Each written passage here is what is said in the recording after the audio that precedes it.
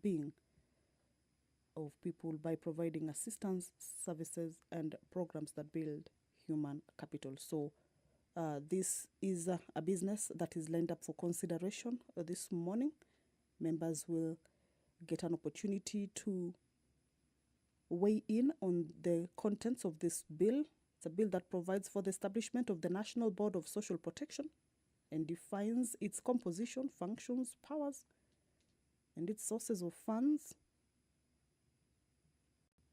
with some of the functions of the board including advising the Cabinet Secretary on matters relating to social protection, designing and implementing social protection interventions and programs, providing social assistance and social care to vulnerable persons, coordinating social protection interventions, establishing and maintaining a social protection registry, undertaking civic education on social protection, periodically undertaking indexation of social assistance benefits in collaboration with the National Treasury, and undertaking resource mobilization for social protection interventions. So those are some of the contents or the details of the bill, or what the bill targets to achieve at the end of the day. A bill that is at its second reading stages, and if the quorum is raised, then members will, or rather this particular business will have a chance on the floor of the House this morning after it was interrupted on Tuesday, April 22nd, the year 2025, in the afternoon sitting. If you're just joining us, is that the House is about to commence its business. A quorum hitch has been experienced after the prayer and the chair has been taken. The prayer said and the chair taken. Pursuant to provisions of Standing Order 34, quorum at the commencement of the House shall be 50. However, on the count of those inside the House, at the time the chair was taken, the quorum had not been achieved. That particular number was not present. Hence, the quorum bell that is currently on. We have seen members walk into the chamber. We are yet to find out, of course, from the Sergeant at Arms as well as the clerk, maybe if that quorum has so far been achieved. But remember, it's a 10-minute quorum bell. At the lapse of it, we shall have another 5-minute quorum bell. That is, if that quorum will not have been achieved by then. And then the business of the day will commence if the quorum is raised. Back to the business that the members will be transacting this morning. A motion on the implementation of the universal health coverage and of a policy on mandatory use of public health care facilities by public officers. A bill moved by the Honorable Sabina Chege.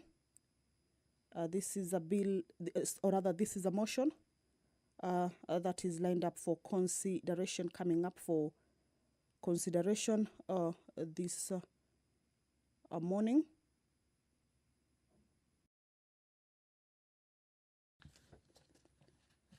This is a motion that the mover will be seeking to have the House resolve that the government, through the Ministry of Health, implements the Kenya Universal Health Care Coverage Policy 2020-2030 and introduce a policy on mandatory use of public health care facilities by all civil servants, public officers, and state officers in the country. That is the goal of this particular motion. So this morning, it's part of the business that will be considered. Business of the House yet to commence. There is a quorum hitch, which the House hopes to address, or at least be able to raise the quorum that is required, at least 50 members, as per the House Standing Order number 34. And we believe that quorum will be attained because The business this morning is quite heavy. Motions to be considered as well as bills to undergo debate. Most of the bills that are in this order of business this morning are bills that are at their second reading stage. That means they are meant to go through. I direct that the quorum bell be rung for another 5 minutes.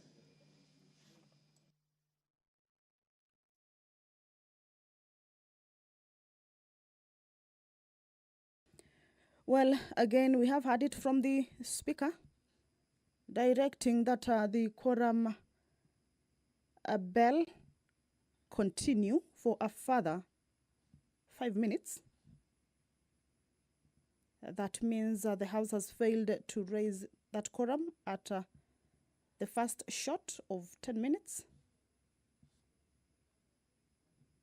Provisions of the Standing Order 34 indicate that the lapse of those 10 minutes, that is the first quorum bell of 10 minutes, a further 5 minute, a bell can be rung, at least to give more room for the members who may be at least rushing into the House to be able to hasten their steps and get to the chambers and allow or enable the House attain or raise that particular or much needed quorum for the business to commence. It's a chilly morning, perhaps traffic on the road.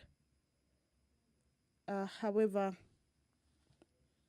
the members, if they manage to raise that quorum, then the business will, without any further delay, commence. Remember, the time allocated for the sitting is 9:30 in the AM. If the quorum is not achieved, however, the House will be adjourned until the next sitting. You will recall this is the same case that befell the House on the Tuesday afternoon sitting. The House lacking to raise the requisite quorum or failing to correct for the business to be able to continue. And if that quorum is not also achieved this morning, then that means all the business that is lined up for consideration this morning will have to be moved perhaps to the next sitting. More members we can see at least from the entrance of the chambers. The whips from the majority side are getting into the chambers, perhaps coming from whipping the members who may be within the precincts of Parliament, but yet to get to the chambers to at least be able quicken and get to the chambers. Once that quorum is achieved, all right. So first order. Order number 1, administration of oath. Order number 2, communication from the chair. Order number 3, messages. Order number 4, petitions. Order number 5, papers.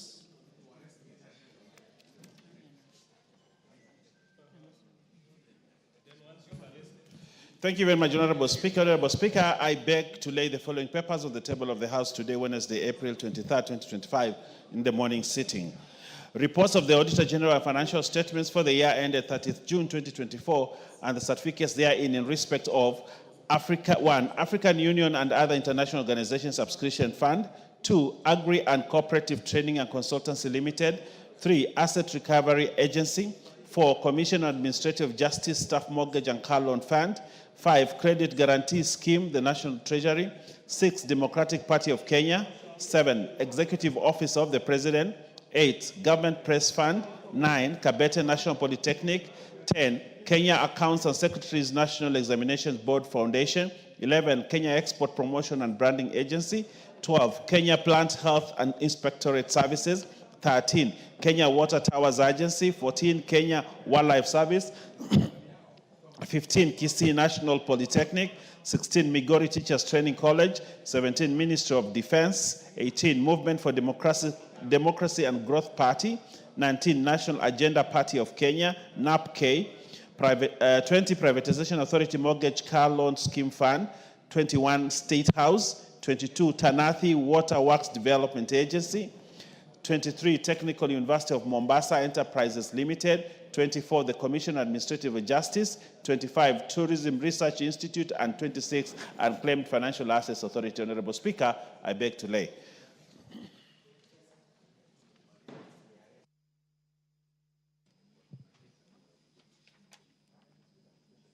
Okay, thank you.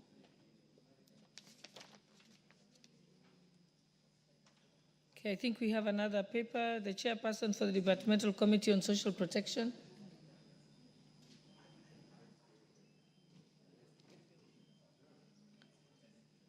Yes, Honorable DK? No statements yet. We are at papers. So there's the chairperson on the Departmental Committee on Social Protection. Thank you, Madam Speaker. Okay. Madam Speaker, I beg to lay the following paper on the table of the House today, Wednesday, 23rd April 2025. Report of the Departmental Committee on Social Protection on its consideration of the Social Protection Bill, National Assembly Bill number 12 of 2025. I beg to lay. Thank you, Madam Speaker. Okay, thank you. Next order. Order number 6, notices of motion.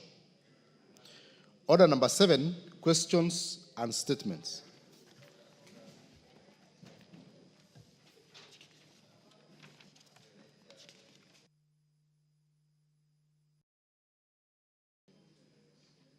The first statement is from the Honorable David Kiplagat, member for Soy.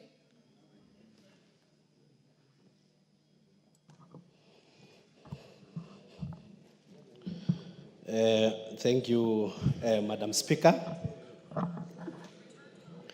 I request for a statement regarding the venue for the recruitment of the Kenya prisons constables from Soy constituency. Honorable Speaker, pursuant to the provision of Standing Order 42.2c, I wish to request for a statement from the chairperson of the Departmental Committee of Justice and Legal Affairs regarding the venue for the recruitment of Kenya prisons constables from Soy constituency. Honorable Speaker, on 7th of April 2025, the Kenya Prison Service announced a countrywide recruitment of Kenya prisons constables. While the initiative is commendable and aligns with the government's commitment to enhancing security and creating employment for the youth, the logical and administrative arrangements in Soy constituency pose a challenge to the residents. The Kenya Prison Service identified 64 stadium in Eldoret City as the recruitment center for the exercise. However, 64 Stadium is geographically and administratively located within Tarubo constituency. This action may disadvantage or will disadvantage the residents of Soy constituency, given that the selection criteria give priority to residents of the constituency where the exercise is undertaken. Honorable Speaker, it is against this background that I request for a statement from the chairperson of the Departmental Committee on Justice and Legal Affairs on the following. 1, measures the government is taking to ensure that the residents of Soy constituency are granted fair opportunity to participate in the ongoing recruitment of Kenya prisons constables by undertaking the exercise at a venue within Soy constituency.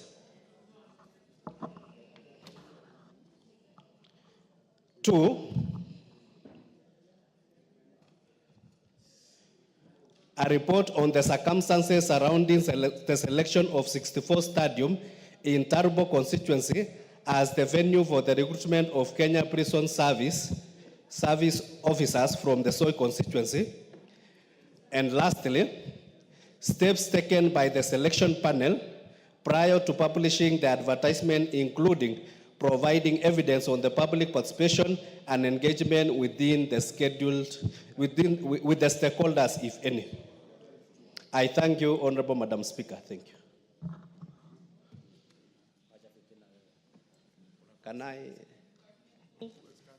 Can I elaborate? Sorry? No. You've made your state. Because the Justice and Legal Affairs Committee, I think the response is supposed to be by you. Yes, Honorable DK? Point of order. As the chair responds in when do we get the statement, something to note is that the recruitment will be done on 30th April 2025. So it is on Wednesday, and this is something that is we all dear as Soy constituency. We don't lack venues where that exercise is going to be held. The venues for police, military has been held in Siwa Sirikwa Chepkigen grounds. We don't know under which guidance did the prisons take it to Turbo constituency instead of Soy constituency. So as they respond, time is of essence. Thank you. Thank you very much, Madam Speaker. This is a very urgent statement that needs to be provided before the 30th, but the only other and reasonable available time would be Tuesday, the 29th, because that's the next sitting after tomorrow. We need a little time to take it, to transmit it to the relevant department of the ministry, and then we get a response. In fact, I'll do it directly, even as Parliament does it. I'll take a screenshot of it and send to the two persons who should be preparing a response. Yes, Honorable Pukas, what's your point of order?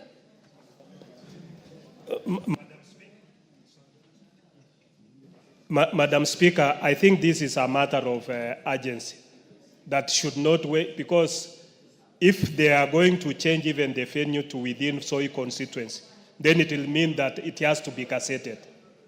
So I think it is something that should be taken urgently, because it is actually quite unfair that you can put a recruitment center in a different constituency to disadvantage the people of Soy. So I think the members should be assisted, and I would urge the Chair, Chailak, that if this can be transmitted even today, and he gives a response tomorrow afternoon, so that the gazettement of the new venue for the people of Soy can be done even by Monday or Tuesday, to allow them to participate without being disadvantaged.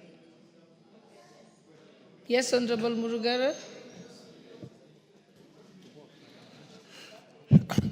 We can make an effort, but even the process of relaying the question to the relevant government department will take a bit of time. I'm 100% sure that possibly it's going to reach there this evening, but we will do our best, very best, to ensure that if it can be brought tomorrow afternoon, I will have it. Or it will be held by the leader of majority on my behalf, because I may miss tomorrow's sitting due to a commitment from the government tomorrow. But I'm sending this over straight away to the PS and to the Commissioner General of Prisons, so that we try to fasten the process of getting a response. Thank you. Okay, thank you. I think our next request for a statement is from the Honorable Carrido, member for Ingembe Central. Yes, you may proceed, Honorable Carrido. Thank you, Madam Speaker. Request for a statement regarding Ethiopian Airlines ban on Miraa cargo transportation. Honorable Speaker, pursuant to the provision of Standing Order 442C, I rise to request for a statement from the chairperson of the Departmental Committee on Transport and Infrastructure regarding a ban by Ethiopian Airlines on cargo transportation of Miraa. Honorable Speaker, on March 23, 2025, Ethiopian Airlines issued a directive banning Miraa cargo on its flight from Nairobi, citing unspecified security and aircraft safety concerns. This decision has caused significant disruption to the miraa trade, particularly affecting key export markets such as Israel and Sierra Leone. Despite confirmation of the ban by Ethiopian Airlines cargo service in Nairobi, the precise nature of the security and safety risk prompting this action remains unclear. Honorable Speaker, given that Ethiopian Airlines is a crucial carrier for export from Kenya, particularly miraa export, this ban poses a severe threat to the livelihood of farmers and traders, especially in Igembe Central constituency, where miraa farming is primarily economic activity. The ripple effects of this decision highlights the urgent need for diplomatic intervention to ensure the safety of Kenya airspace, safeguard Kenya's miraa trade, and explore alternative market opportunities in regions such as Djibouti, Mozambique, and Somalia to ensure a sustainable solution to protect the economic stability of miraa-dependent communities. Honorable Speaker, it's against this background that I seek a statement from the chairperson of the Departmental Committee on Transport and Infrastructure on the following. Circumstances that led to the Ethiopian Airlines ban on miraa cargo on its flight from Nairobi, measures being taken by the ministry to urgently engage the Ethiopian airline on the specific security concerns that led to the ban on miraa cargo, so as to ensure the safety and security of cargo transportation generally, the assumed transportation of miraa cargo, and efforts being made by the ministry to explore alternative airlines or routes for miraa exports. I thank you, Honorable Speaker.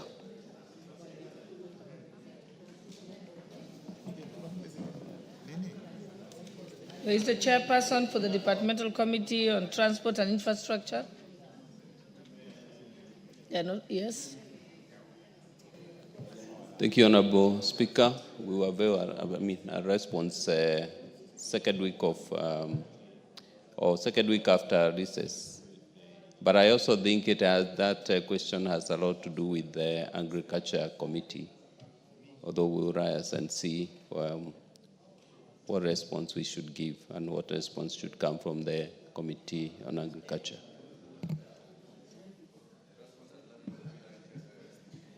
But I thought the question, I thought the statement is about the ban by Ethiopian Airways, cargo containing miraa. Is that the issue? So it's not about the planting. That's the issue, but I think the cargo is a major issue, not the... Yes, so cargo is transport. And no, I mean the goods in the aircraft. The goods being transported. Yes, the goods being transported is an agricultural product. Yes. But the issue is got to do with the transportation. It's like when a person is banned that's from getting onto an airline. Yeah, okay. Thank you. Yeah, so I think that's purely transport, because the rights to land in Kenya, take cargo and so on, solely falls under Kenya Airports Authority, which is... I totally agree with you, Honorable Speaker, Okay. and that's why I said we will see what input the Agriculture Committee will give to that response, to enrich our response. Okay. No, I think that's purely on your shoulders, I think. Thank you. Yes. Yes, Chairperson Agriculture, I can see you want to say something. Thank you, Honorable Speaker. Honorable Speaker, I am actually surprised that my co-chair, the chairman of Transport, is trying to push them back to Agriculture Committee when we are talking about transportation of goods that are already finished and packaged for market. If we talked about trade, it would be a little bit relevant. We've not heard about NTBs. If there are any non-tariff barriers involved, probably we can talk about Agriculture Committee in terms of whether there are escalations in undesired either pests or pesticides or any other chemicals that may be in terms of the exceeding, if they are exceeding levels. Thank you. All right, we'll wait then 2 weeks after recess from the Transport Committee. Yes, Honorable Wanyonyi. Madam Speaker, I'm also equally perplexed because we're trying to have the East African countries together, working as a bloc. And this kind of thing, I think the Transport Department here should be able to take it urgently. If there's an issue to do with whatever sector there is, but they should actually bring it before this, because we are talking about East Africa community, and we depend on each other in terms of creating jobs and even businesses. So I think the transport department should be able to take this urgently and see where it comes in. It should not suggest that actually it's agriculture.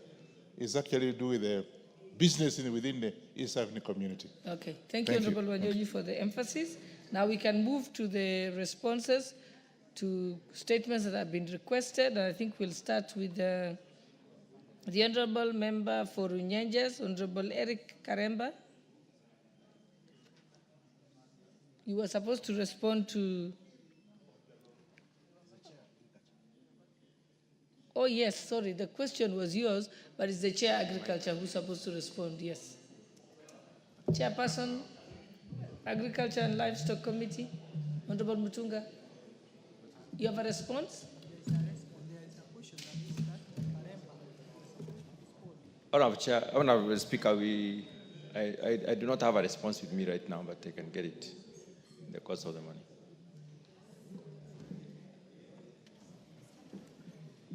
When will your response be ready? In about 1 hour. I'm expecting it to be brought to my attention. Okay. All right, we'll see if we can slot you in later in the order paper. Okay, let's proceed. The next one is the response by the Departmental Committee of Energy to the question by the Honorable Joseph Gitari, member for Kirinyaga Central. Honorable Karemba, what's your point of order? Hold on a minute, let's hear Honorable Kim. Well, Honorable Speaker, it is not a point of order, but I am surprised that Chair Departmental Committee on Agriculture is not ready with this statement, yet I am imagining that it was properly briefed that I am here in this parliament today purposely to get a response on the statement that I had raised. Honorable Chair, that makes me wonder whether indeed the Chair is keen to have the matter addressed, because it is not actually an issue to do with me as a person, but the issue to do with my people. No, I think he's just said it's a bit delayed, and he has said it will come in an hour. So let's give him that 1 hour. Thank you. All right, proceed. Chairperson, Energy Committee. Thank you, Honorable Speaker. This is a request for response to a statement regarding the status of electricity projects in Kirinyaga County before the Departmental Committee on Energy. Honorable Speaker, reference is made to the letter reference that is given there, which is dated 1st April 2025 by Member of Parliament Kirinyaga Central, Honorable Joseph Gashoki, who requested our committee to look into the statement regarding the status of electricity project in Kirinyaga County. Honorable Speaker, following that letter, Honorable Speaker, the following are the submissions as requested. Question number 1 sought to get the status of various schemes in Kirinyaga County. The project listed in the request for statement are part of the current last mile project under European Investment Bank, French Development Agency, and the European Union funding secured by Government of Kenya for electrification of various parts of the country. Honorable Speaker, the first table gives 12 projects which were listed, starting with Kariko, which is a REREC, and it is an award called INOI, and the funding, the last column indicates who are the funders, and that is the European Investment Bank. And they go all the way down to the last one is Career Village and Career Factory in an award called Kerogoya and funded by European Investment Bank. Further, to ensure universal access to electricity is achieved, the ministry through REREC has been implementing public facilities and transform maximization project in all the 4 constituencies in Kirinyaga County, Specifically, in the last 2 financial years, that is 2023-24, 24-25, REREC has invested 197.17 million in the county for implementation of various programs and projects. This is an equivalent of 24 number of projects benefiting 2,329 households as per Table 1. In Gishugu, we have targeted customer 55, Kirinyaga Central 570, Mwea 1,113, Ndia 591, a total of 2,329 customers. The constituency projects status analysis, the State Department through REREC has identified specific projects in various stages of implementation in each of the 4 constituencies in Kirinyaga County as enumerated below. Honorable Speaker, again, Table 2 has 9 projects that has different names of projects, starting with Miria Career Village with a total cost of 2 million. Just 1 minute, Honorable Gikaria. Is the Honorable Member for Kirinyaga Central here? The person is the one who requested the statement. So if he's not in the House, that the case will be that you just table the statement. Much obliged, Honorable Speaker. Thank you very much. So let's move to the next order. Order number 8, procedural motion, exemption of business from provisional standing order 43.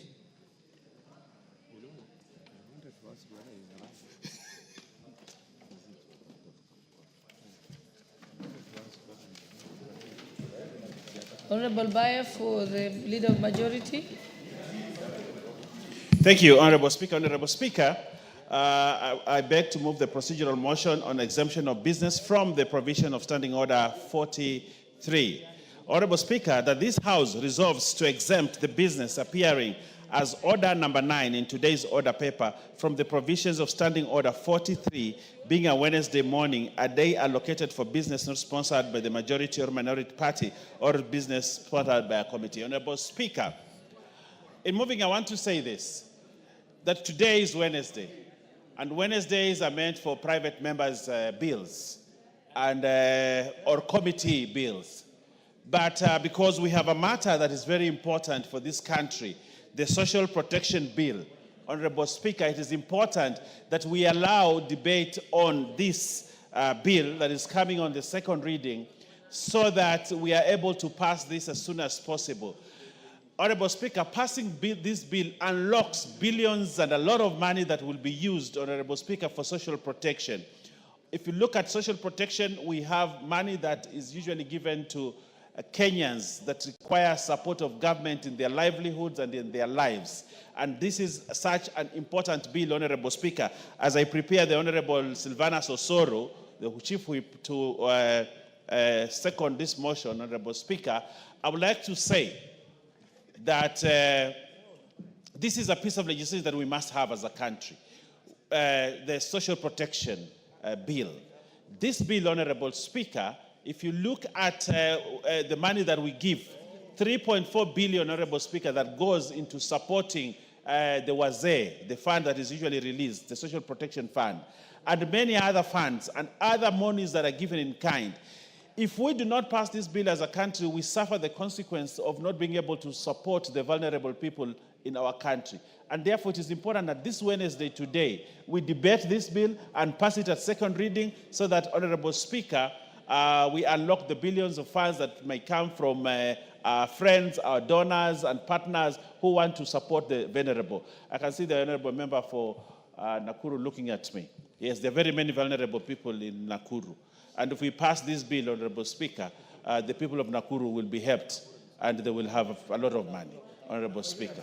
And Kwanza, actually the people of Kwanza require, the people of Baringo North, and we have to pass this bill, Honorable Speaker. I think it is consensus. Just a few people, we discuss this bill, we pass it, and billions are unlocked to help even the people of Honorable Gesairo. Honorable Speaker, I move and request the Honorable Silvana Sosoro to support the procedural motion. Thank you.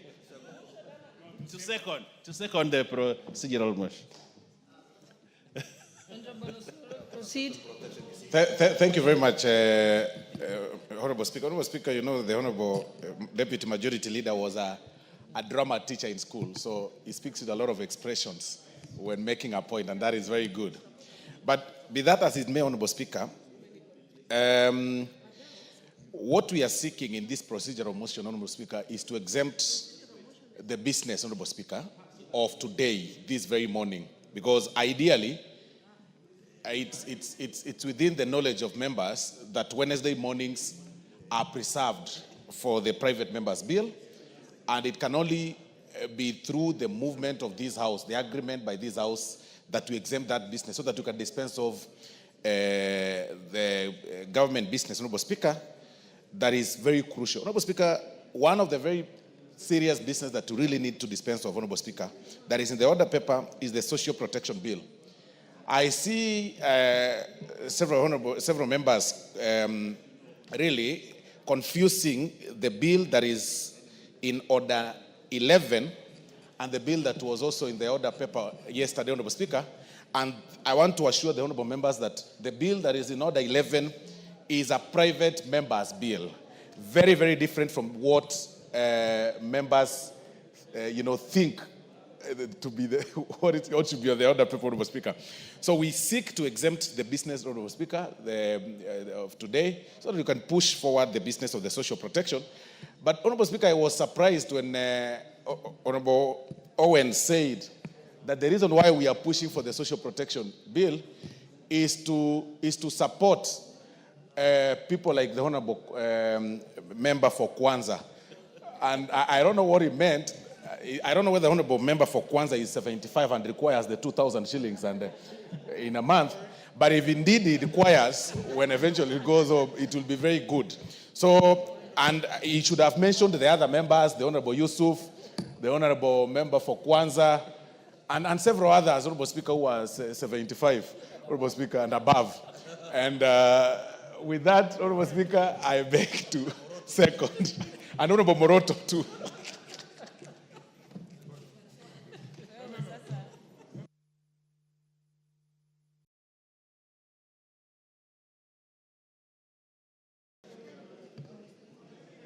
Honorable members, I now propose the question that this House resolves to exempt the business appearing on order number 9 in today's order paper from the provisions of Standing Order 43, being a Wednesday morning, a day allocated for the business not sponsored by the majority or minority party or business sponsored by a committee. I can give one or two people to say something. Honorable Millie, would you like to speak? Okay, honorable members, I now put the question that this House resolves to exempt the business appearing on order number 9 in today's order paper from the provisions of Standing Order 43, being a Wednesday morning, a day allocated for business not sponsored by the majority or minority party or business sponsored by a committee. Will as many as of that opinion say aye? Will as many as of the contrary opinion say nay? No. The ayes have it. Next order. Order number 9, the Social Protection Bill, National Assembly Bill number 12 of 2025, second reading, resumption of debate. Yeah, so honorable members, I think this particular bill had been moved, it had been seconded, so now we're just proceeding, and proposed, so now we are proceeding with debate. So Honorable Millie Odhiambo, you had said you wanted to contribute to this bill? Thank you, Madam Speaker. Madam Speaker, I wish to thank you for giving me this opportunity. And Madam Speaker, I, at the onset, want to say that I support this bill. Madam Speaker, when I first came into Parliament, I was originally moving actually a similar bill, but I spoke with the late Honorable Joyce Laboso, who also had a similar idea, and agreed to cede my bill to it. Madam Speaker, the reason why I think this bill is very good and very timely, Madam Speaker, is because, Madam Speaker, all my life, this is what I witnessed. My mother was a social worker, working with the County Council of Homa Bay those days. And Madam Speaker, this is all that she did all her life, cushioning vulnerable persons. And Madam Speaker, one of the things that was very clear then was that our house, we were used to people coming in when they were not even able to get government support. And my mom helped a lot of people. Young people get, young bright people get access to Starehe Boys Center. Then we didn't have a Starehe Girls Center. A lot of people get medical assistance and others. Of course, at this point in time, we also have different systems of assistance through, the government. But I'm happy that this social protection bill will actually then ensure that we take care of the vulnerable in a more consolidated and cohesive manner. I know that when Honorable Joyce brought her bill, it has not actually been actualized. And so this coming from the government will get the actual support that is needed. I know Honorable Masara has brought in a similar bill, and I wish the government side had actually spoken to Honorable Masara before, because sometimes it's discouraging for a member of parliament to put in so much effort, and then midway you are told, no, the government has brought one. Of course, it's much better when it's supported by the government, and especially when it's a member who is having a second or so term. Me, I've been here a long time. I've ceded a few of my bills to the government. Even more recently, Obedwanle told me that they are taking over one of my bills, which I'm okay with, but so long as you make sure you don't lose the core concerns and interests that the member had in that bill. So I think it is in good order and out of courtesy that you should also talk to a member when the government wants to take over a bill that a member is doing, and just to agree so that you consolidate.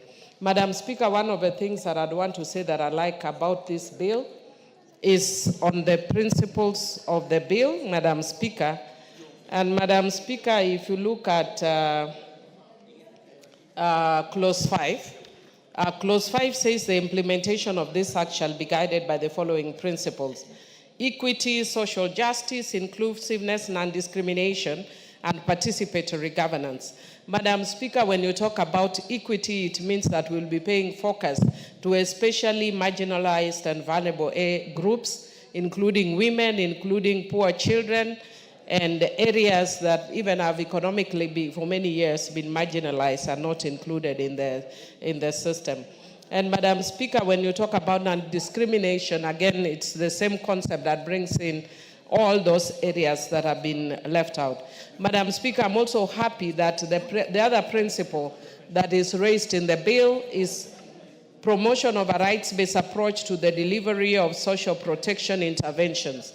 And Madam Speaker, when you are talking about a rights-based approach, Madam Speaker, it is an approach that ensures that there is participation by the public and that there's a component of accountability, and where people are not happy, that there is a process of an appeal system where you can actually raise concerns where the process is not done well. Madam Speaker, it also talks about adequacy, accessibility, and sustainability of social protection interventions. And Madam Speaker, when you are talking about accessibility, one of the things I'm hoping that this bill will do will to take into account the geographical variations in this country. For instance, if you are talking about,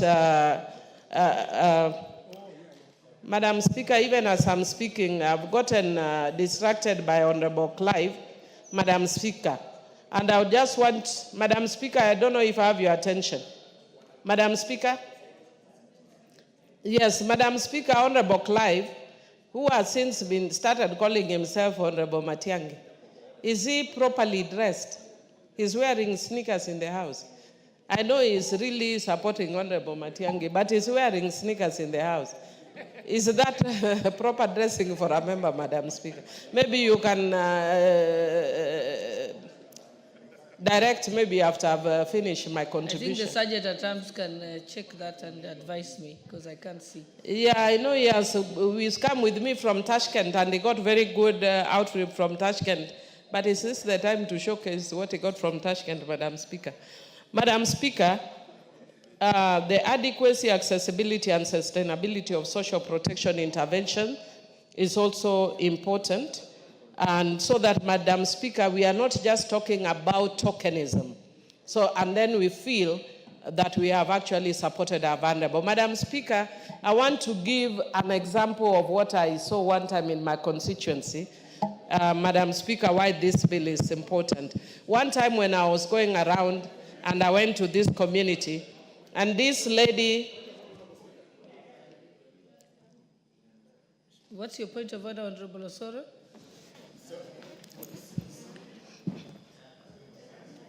Sorry, Honorable Speaker, it's not my wish to interrupt my learned senior Honorable Millie, and it's really unrelated to what she was, and to her submission. But I see the Honorable Gisai, Honorable Speaker, is not properly dressed to be in chambers, Honorable Speaker. He is actually in sneakers or sports shoes or something. Honorable Osoro, I already ruled on that. I've asked that the Sergeant at Arms looks at it, checks if he's properly dressed, but and he's advises me, still seated, Honorable Speaker. he's not within my eye view. So the Sergeant at Arms is going to advise me shortly. Let's proceed, Honorable Millie.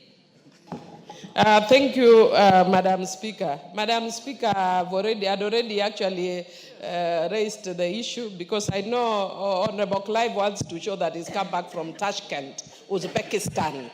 I was with him, so I know he has really got some really nice outfits, and he said that he would be using them maybe to to welcome Matiang'i, but the welcome is done. So just now, dress properly for Parliament.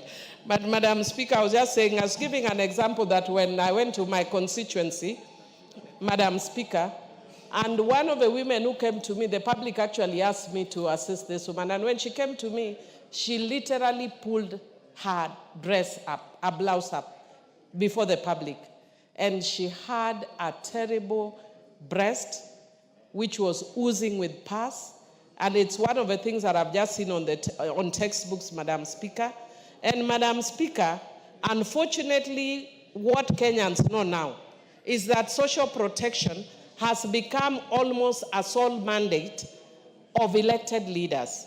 When I go to the constituency as a member of Parliament, when other members of Parliament got down to seek support, to seek to do their representation role, we are added other roles, which include social protection. And Madam Speaker, that is why sometimes I get amazed when you hear people who are elitists, who are divorced from realities of the ground, saying how CDF should be removed, Madam Speaker. Even though CDF focuses not on social protection but infrastructure, it has actually ameliorated some of the challenges and pressures that were put on members of Parliament. And one of those issues that are placed on members of Parliament right now is the issue of social protection. Madam Speaker, I recently started my PhD studies, and I seek to undertake my thesis on challenging some age-old held theories, including separation of powers.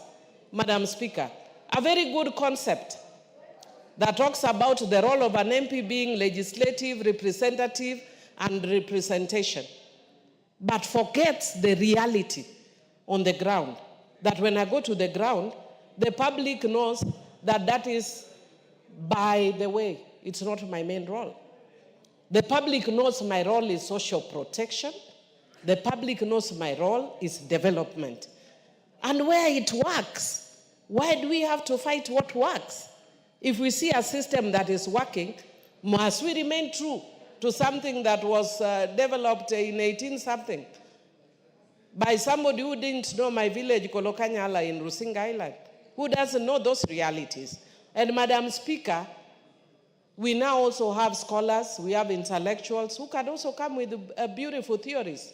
And I'm one of such intellectuals who will come with theories that will either improve Montesquieu's theory or will overthrow Montesquieu's theory. It will take 20 years or so, but I'm saying that out of Africa, something beautiful is happening. And that something beautiful is a different model of development that ensures infrastructure is coming up, that accelerates infrastructure. Because our core area of accountability is through election. You don't do work for members of the public, they throw you out. Who wants to be thrown out?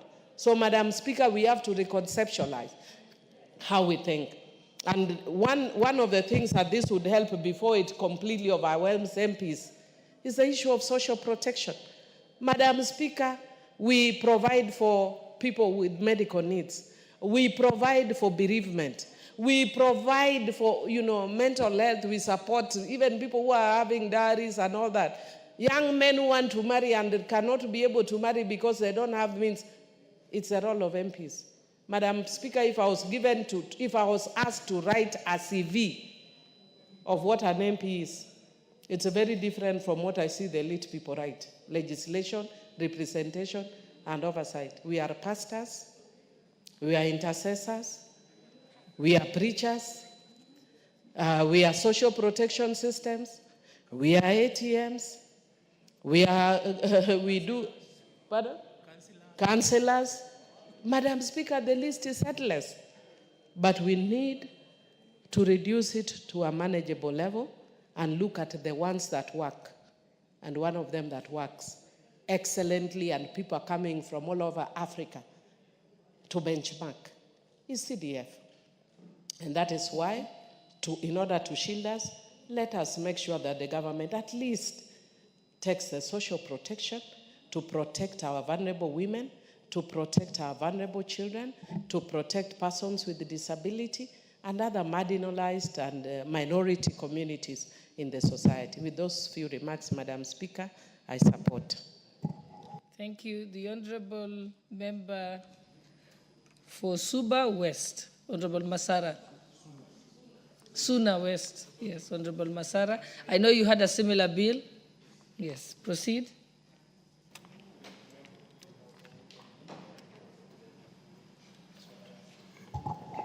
Thank you so much, Madam Speaker.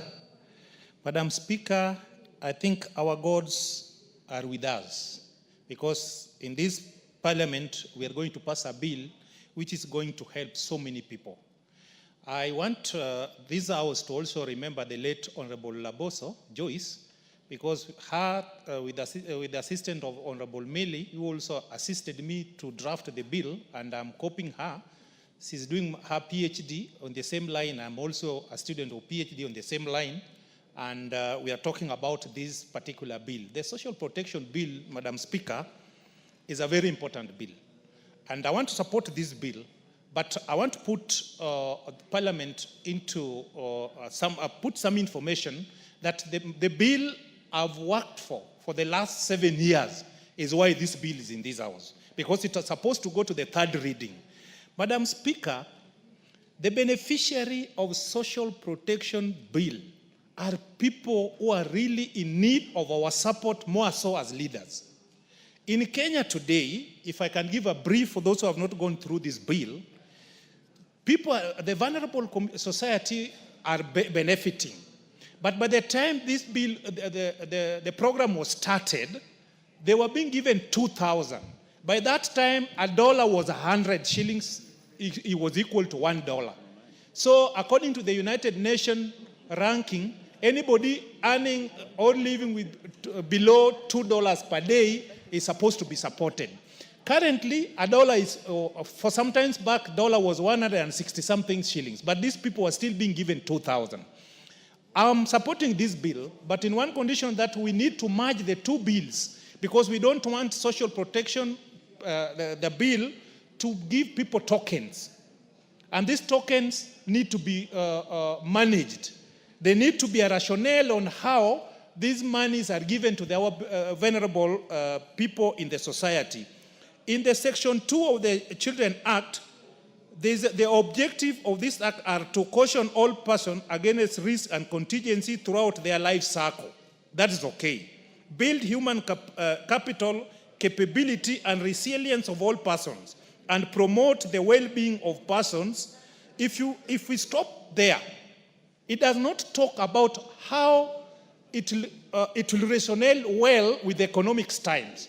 When there is fluctuation, when there is recession in the economy of a country, this bill, the current bill, is not talking about that. In my bill, it is talking about that all factors shall be considered each and every time with regards to what is happening in the economy. So, Madam Speaker, this bill needs to be pushed and to be concluded together with mine. Mine is in the third stage. How I wish Parliament can take mine, the majority leader to push it, whatever is not in mine can be added in mine, then we merge it, we come up with a bill which is progressive.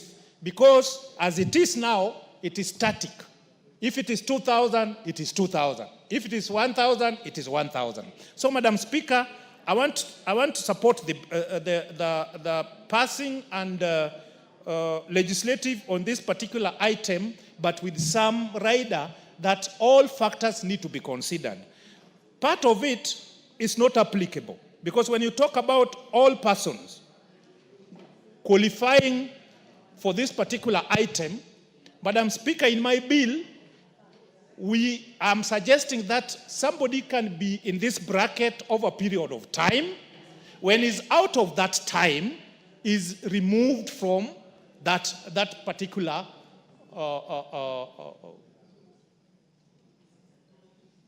support.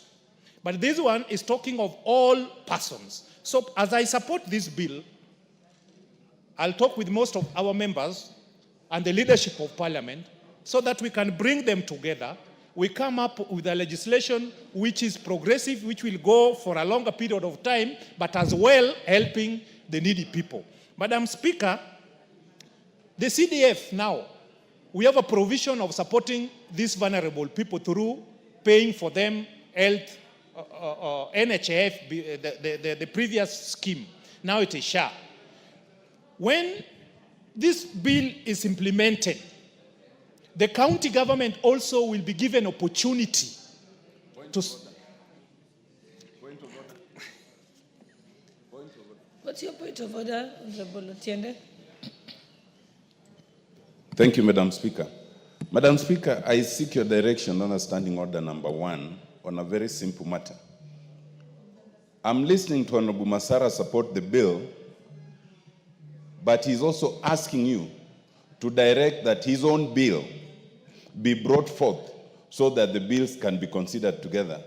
It sounds to me, Madam Speaker, as if then Honorable Masara is not actually supporting this bill, because procedurally, as I understand it, usually in such circumstances, then both bills would usually be referred to the relevant committee to rationalize and consolidate and then present. So, Madam Speaker, is it in order for Honorable Masara to be asking you to refer his own bill to the House while also supporting a separate bill? Madam Speaker, I seek your direction. I think I was letting him ventilate, but I think eventually what it comes to is that at the time when we have the committee of the whole, he'll probably be able to move some amendments or suggest amendments to it. That's how it came to me. That there are some aspects, the bills are similar, but there are some aspects that are not incorporated in this current bill that are in your bill. Yes. So I was going to get there, but I think you can proceed. Thank you, my senior and speaker. Both of you are learned friends. I'm learning a lot from you. And I don't want to add or remove anything from what you have said. I'll just proceed. And thank you so much for the support you have given me. You know, I got a boost because of this bill. Getting a bill to reach third reading in this house is a real problem. Madam Speaker, I started that my bill in my first term, first month in Parliament. We ended up finishing the 12th Parliament without concluding it. In this 13th Parliament, it is almost 3 years I've been talking about this bill each and every day, each and every week. So members, to summarize, because I know many want to contribute to this particular bill, is that this bill is very important. And it is important, but mine is more important because it's a progressive one. Therefore, if we want to solve a gap which was there in the previous bill, because the previous bill which was sponsored in this house by the late Honorable Joyce Laboso was very good, but it was never implemented. The ministry took over the bill and they promised the parliament that they are going to enhance it, but they never did it almost 10 years after the death of Joyce Labozo. That's why my bill delayed. Now what I'm asking is that we must legislate on bills which will serve the current generation and generation to come, and it is for prosperity. In that regard, as you have ably advised me, in the third reading, we'll have to merge these two bills and come up with a bill which will support our people. Madam Speaker, on the issue of NGCDF, NGCDF is the lifeline of Kenyans. If you want a devolved function, money which the people of Kenya are enjoying is NGCDF. In Suna West constituency alone, I've done 4 police stations. I've done 4 ACC's offices. I've done the ACC office. I've done anti-stock theft. I've built 27 new schools, 23 primary and 4 new girls secondary school using CDF. 1,200 people were enjoying the insurance cover, NHIF, using NCDF money. 500 students are fully sponsored in Suna West using NGCDF money. Madam Speaker, we can kill any other fund, but we need to increase allocation for NGCDF, and it should be timely. The first allocation which the Treasury need to do is NCDF. Even before paying salary, NCDF should be released because it reaches to all the 290 constituencies in Kenya are enjoying the fruits of NGCDF. Madam Speaker, having said that, as a country, we need to put our priority right.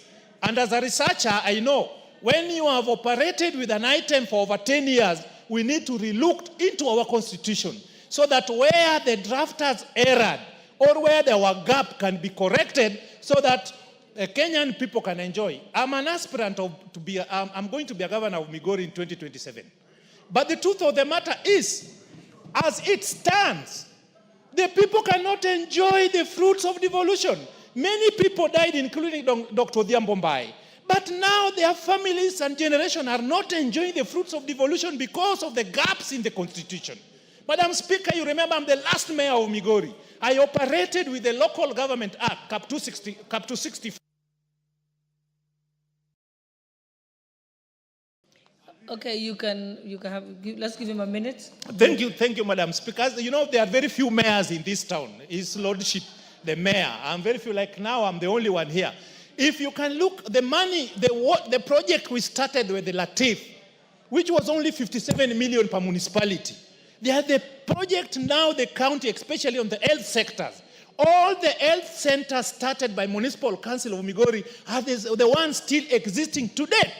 Therefore, Madam Speaker, as we move on, as we legislate, let us not also introspect ourselves on what must be done so that the Kenyan population can enjoy the fruits of paying their taxes. Thank you, Madam Speaker. Thank you, Member for Endebess. And members who want to contribute to this, please press the intervention button. Thank you, Madam Speaker. Madam Speaker, I stand to support the Social Protection Bill, National Assembly Bill number 12 of 2025. Honorable Speaker, this is a very crucial bill. And as you are aware, social protection deals with the most vulnerable members of the society, where it has several pillars. Among them is where they are able to give money to the elderly. I know Majority Whip was referring to my neighbor, Honorable Ferdinand Wanyonye, being elderly, but he's not elderly. Honorable Ferdinand is a young man.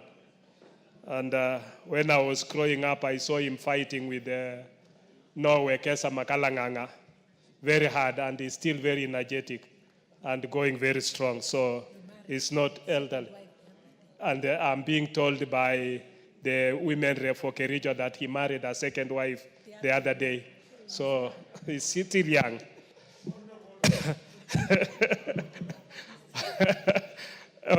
Thank you, Madam Speaker.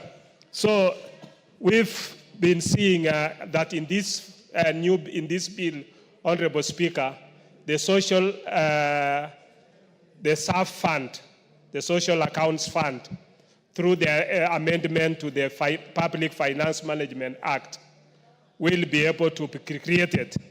And this will also have a board, because currently as it is constituted under the Ministry of Social Protection, we only get communication as members of parliament that money is being credited into the accounts of those who are elderly. But you find that among those who are elderly, there is somebody who is 70 who is getting the money, and there is somebody who is 75 and is not getting the money. And these people have no way of appeal. This bill creates an appeals mechanism for people to be able to appeal to the board. It also creates a board that will be able to be dispersing those funds, and the board can also be able to have extensions and have a mechanism, because the bill is also concerning counties, and it talks of the coordination between the national government and the county government, so that this brings a whole mechanism.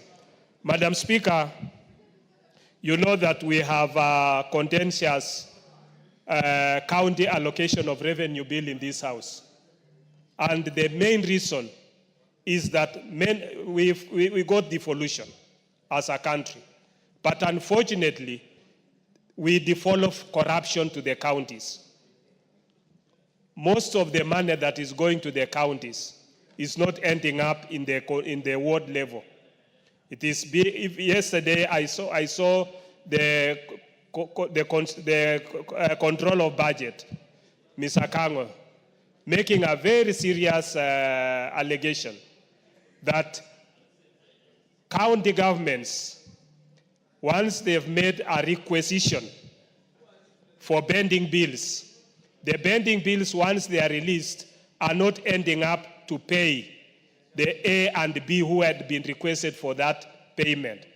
But the county governments are going and reallocating again that money, because the control of budget is not able to look at whether they have been able to, whether they are able to do what they had requisitioned for. And I think this is a very clearing corruption case. And I don't know why the ESCC whom they are waiting for, because these are very clearing corruption, and I think action needs to be taken. Honorable Speaker, even the fight about the road maintenance levy is not about doing roads for the people. We've seen what Kura has done. We've seen what Kera has done. In the constituency, once Kera has done the road, you will find that counties want to come and even put a board into that road saying it has been done by the county government. And the money that was supposed to do that road disappears. So the fight is not about doing the roads. It's not about assisting the wananchi. It's not about devolving of the funds. It is about money being siphoned out of the proposed or alleged programs that they are supposed to do.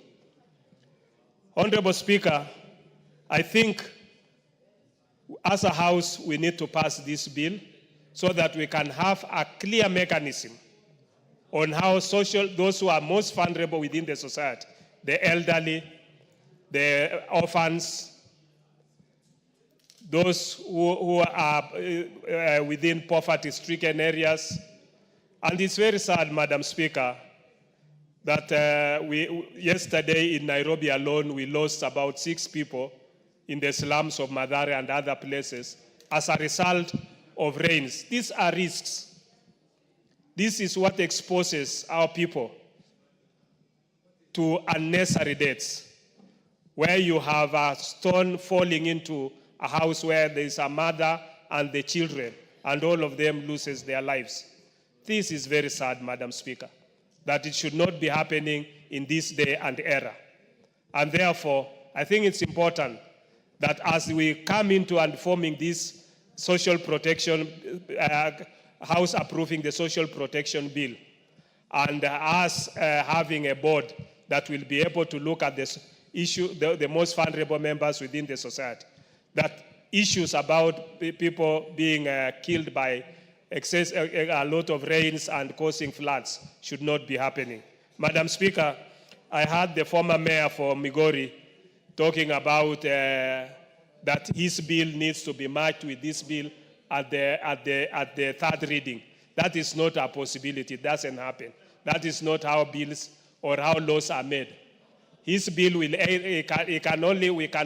since we have this bill, I think the most sensible thing would be for him to make his amendments and put into, because this is a government bill, put his amendments into this government bill, bring his amendments, then we can reject his bill, and so that we can have only one bill that will address this. We should not be having a duplication.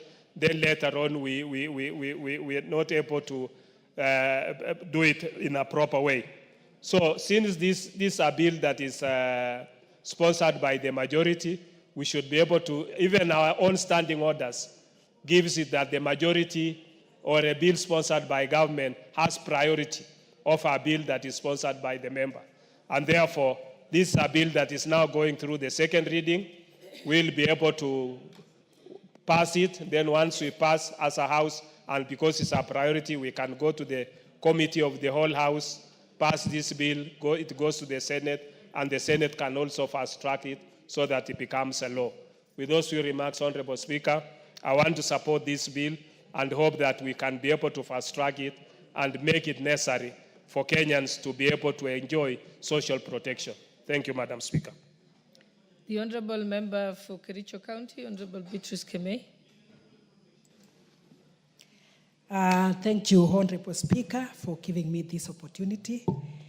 And on the onset, I want to support the Social Protection Bill of 2025.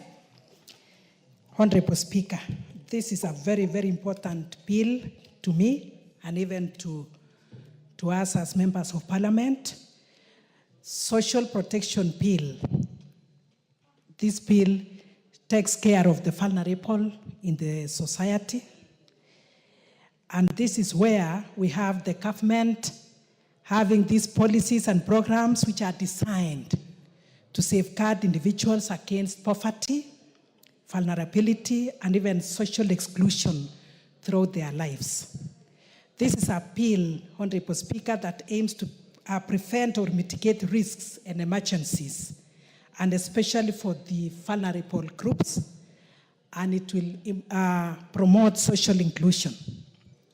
Honorable Speaker, as the County MP Kericho, I want to put it clear that women reps or county MPs have so much responsibilities, and especially when it comes to the people we represent. Those are the people living with disability, women, elderly, the children, and even the youth who are also in the bracket of being vulnerable.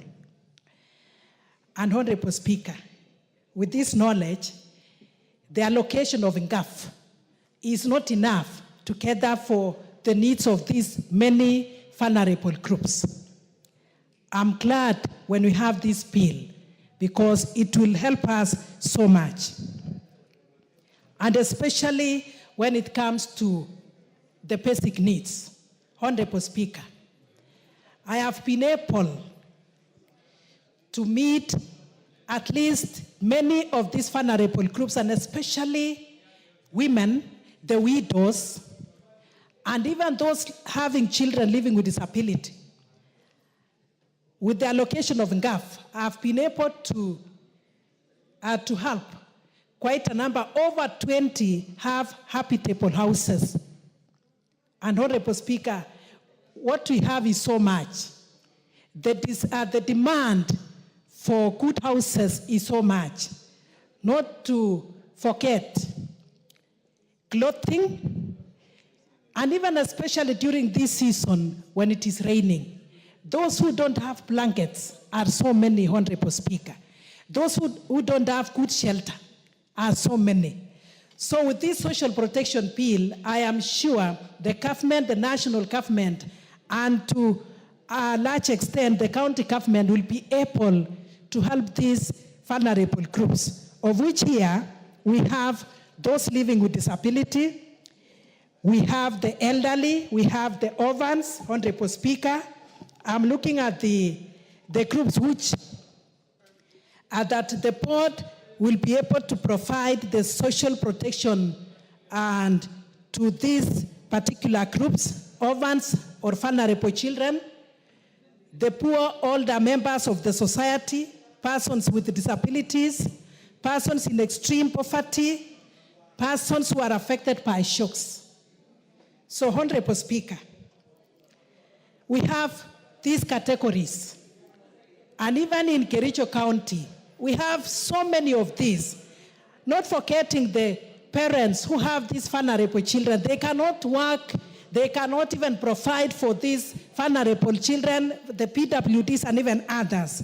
So this is a very, very important bill for us. And I support saying that this bill will also lift a burden on the members of the society, on the members of the church. This will also lift a burden on the leaders, just like what my other colleagues have said, that members of parliament are expected to provide for every need, be it a personal need, maybe people traveling, people have no food, people have no clothing, not to forget the school fees for the vulnerable children. Some of them have dropped out of school because of lack of fees. So when we come in, when we have the NGCDF and GAF, at least we'll be able to have them in school. But however, there are other needs that NGCDF and GAF may not provide, and this is where this social protection bill comes in. So when we have this assistance in form of cash transfer, transfer in kind, we also have social care services, that is according to the bill, where we also have rehabilitation services to these very needy persons. Honorable Speaker, in our societies, we also have not only the youth, those people who have gone through issues of drugs, issues of alcohol, they need services, at least they need rehabilitation, and this is where this bill comes in. And even psychological support is what they also require, Honorable Speaker. So in this, I say that this bill is very, very important. Honorable Speaker, and some of our children go to school without food. This is now where a feeding program comes in schools and even in those centers or in rehabilitation centers. Some of our children will only have one meal in a day, and the meal is the meal that is in school. So with this bill, I am sure a feeding program will also be upheld, it will be promoted. And Honorable Speaker, some of these elderly people need home-based care. And say for us, as a Kenyan, an African, and for that matter from my community, we are not these people who take our elderly persons to the homes. To the elderly homes. We take care of them at home. But taking care of them by those people who don't also have will be a challenge. So even with this cash transfer of 2,000, it is not enough for these elderly people. But when we have this bill, I am sure other factors considered, they will have more of this money and they'll have more of the resources that they require and even transfer in kind. And we'll be able to take care of them, or they'll be taken care of them in their homes. Honorable Speaker, apart from that, when you talk of support, the elderly people may not only need cash, may not only need kind transfers and all that, they also need psychological support. That is when we'll have people around them. We still need them at least to be able to use the wisdom they have. This is now where this bill also comes in very, very important. Honorable Speaker, looking at the work of the county, and we have in this bill that in the administration and provision of social protection, the county government we'll have to implement national government policies on social protection through county-specific legislation and strategies. And they'll also be able to allocate resources for social protection intervention at the county levels. Not to forget that the registry, they'll have to develop a registry for social protection. This is now one will be able to know how many in every county, how many of these categories do we have, and how many will be assisted or will actually benefit from this. And without this bill, Honorable Speaker, the county government may not be able to allocate the resources that is required. But as we have this bill, the county government, in collaboration with the national government, will be able to reach even with those ones in the deepest parts of our counties, Honorable Speaker. And especially this time, Honorable Speaker, some of our elderly people and even the vulnerable may not be able to have food. Even with the subsidized fertilizers, some of them may not be able to plant. But with the cash transfer and with this one in kind, at least the county government will be able to identify them, provide the necessary resources for them. Some of them have very small piece of land, but food security being very, very important, Honorable Speaker, the county governments can provide as it is required. So to me, Honorable Speaker, I support this particular bill, and I know it will lift a burden as we try as much as we can to help the most vulnerable members of the society. And once more, Honorable Speaker, I support the bill. Thank you very much. Well said. The member for Marsabit. Thank you very much, Honorable Speaker, for giving me this opportunity to add my voice to this very important bill that concerns the life of the vulnerable in our society. Honorable Speaker, when we speak about vulnerable people in our country, we have the senior citizens. The senior citizens maybe who have been working in the past, but today they live in a very poor situation in different parts of this country. They don't have anything that protects them against any danger. They don't have medical care. They don't have social protection. And even they don't have any of their relatives to support them. We also have people living with disability. In most of the parts in this country, people living with disability have been disadvantaged in many ways.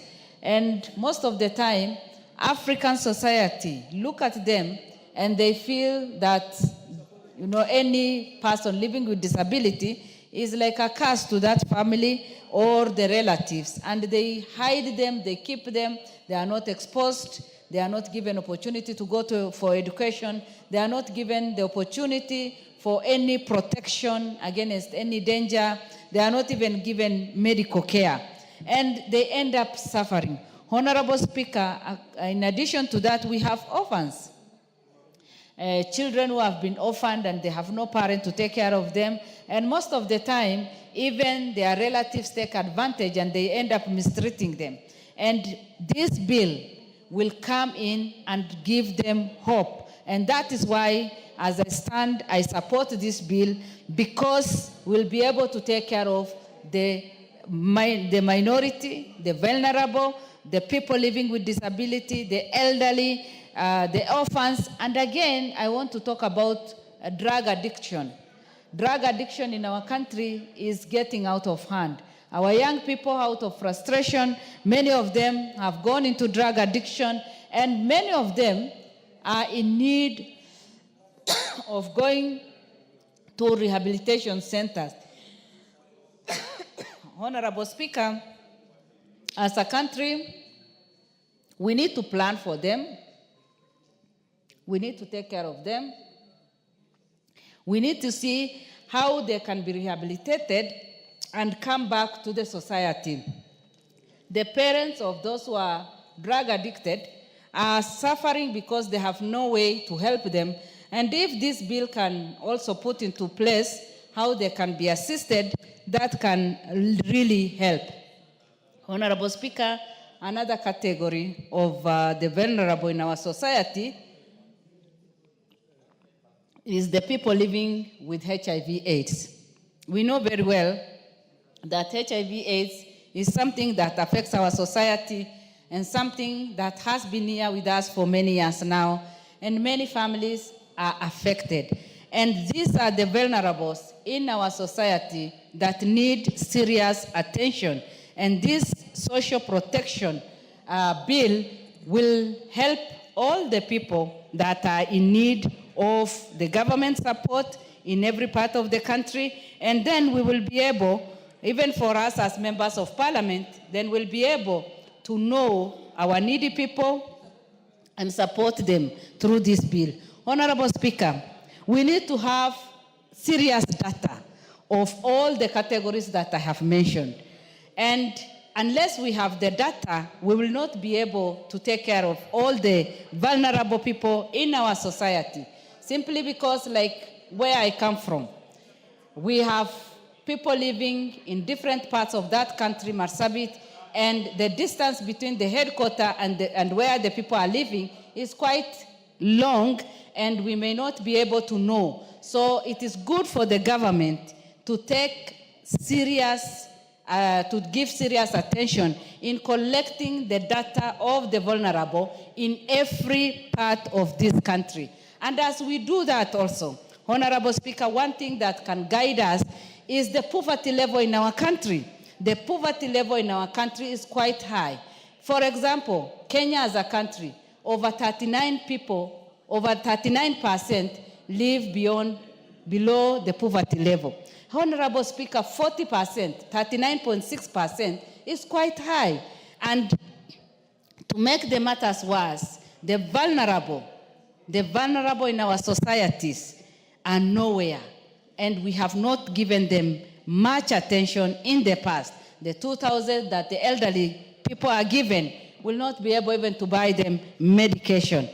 Like when you consider the poverty level, the county that I come from, Marsabit, it's at 66-point-something%, meaning that many people are living in that very poor situation. And when this social protection bill will come into place, then we'll be able to trace all of them where they are and give them the necessary support. Honorable Speaker, there is another challenge that I want to bring out as we register our people, and especially for those people who come from the border counties, like my county. Our people don't have the IDs. I thank the President who has now said that the IDs should be given without any serious vetting.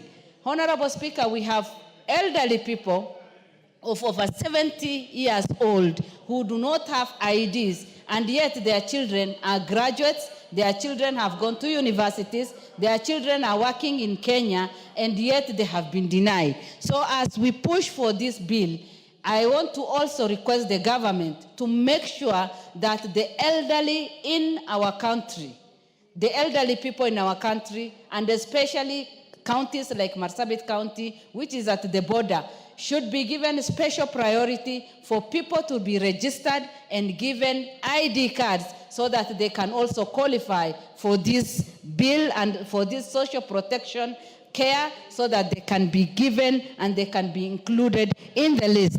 Honorable Speaker, as I conclude, we need to create enough of awareness. We have so many policies that are there in place, but Kenyans don't understand. So the best thing that we can do as a government is to create awareness of the bills or their human rights, so that people at the village level, then they'll be able to know what belongs to them and be able to demand for their rights. Honorable Speaker, with those few remarks, I support the bill, and I encourage the members of parliament to contribute positively so that this bill can be enacted and support our vulnerable people, the widows, the orphans, the people living with disability, the people living with HIV/AIDS, and all the others that need our attention. Thank you, Honorable Speaker, and I support. Member for Seme. There are hands up this side. We've given 3 this side in a row. Thank you. This side also have a chance. Yeah. Thank you, Mr. Speaker, for giving this opportunity. I rise to support this bill. Mr. Speaker, social protection is one act that actually distinguishes the human society from the animal societies. It is only human beings in their right senses that actually make programs that protect vulnerable people. Animals don't do that. So this is an extremely important bill for us. And our Constitution, the 2010 Constitution, actually takes care of that. And this is in line with the Constitution. If you look at Chapter 4, the Bill of Rights, particularly Article 43 of our Constitution, it will tell you that the areas that we actually need to protect people, the area of health, the area of housing, the area of access to water and sanitation, and social security. So this is actually in line with the Constitution. Mr. Speaker, we have to look at the issue of poverty in our country. Defined by expenditure of about $2.15 per day, we have a poverty level ranging from 26 to 46% in various parts of the country. And it is more so in urban areas than even in rural areas, where in urban areas, a monthly income of 88,000 per month will really define you as living under poverty, and while the rural areas 4,300. So, Mr. Speaker, this bill will protect those people in that category. And it's not only protection, it actually improves survival of people.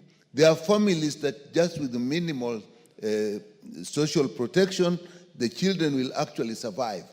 The children can go to school.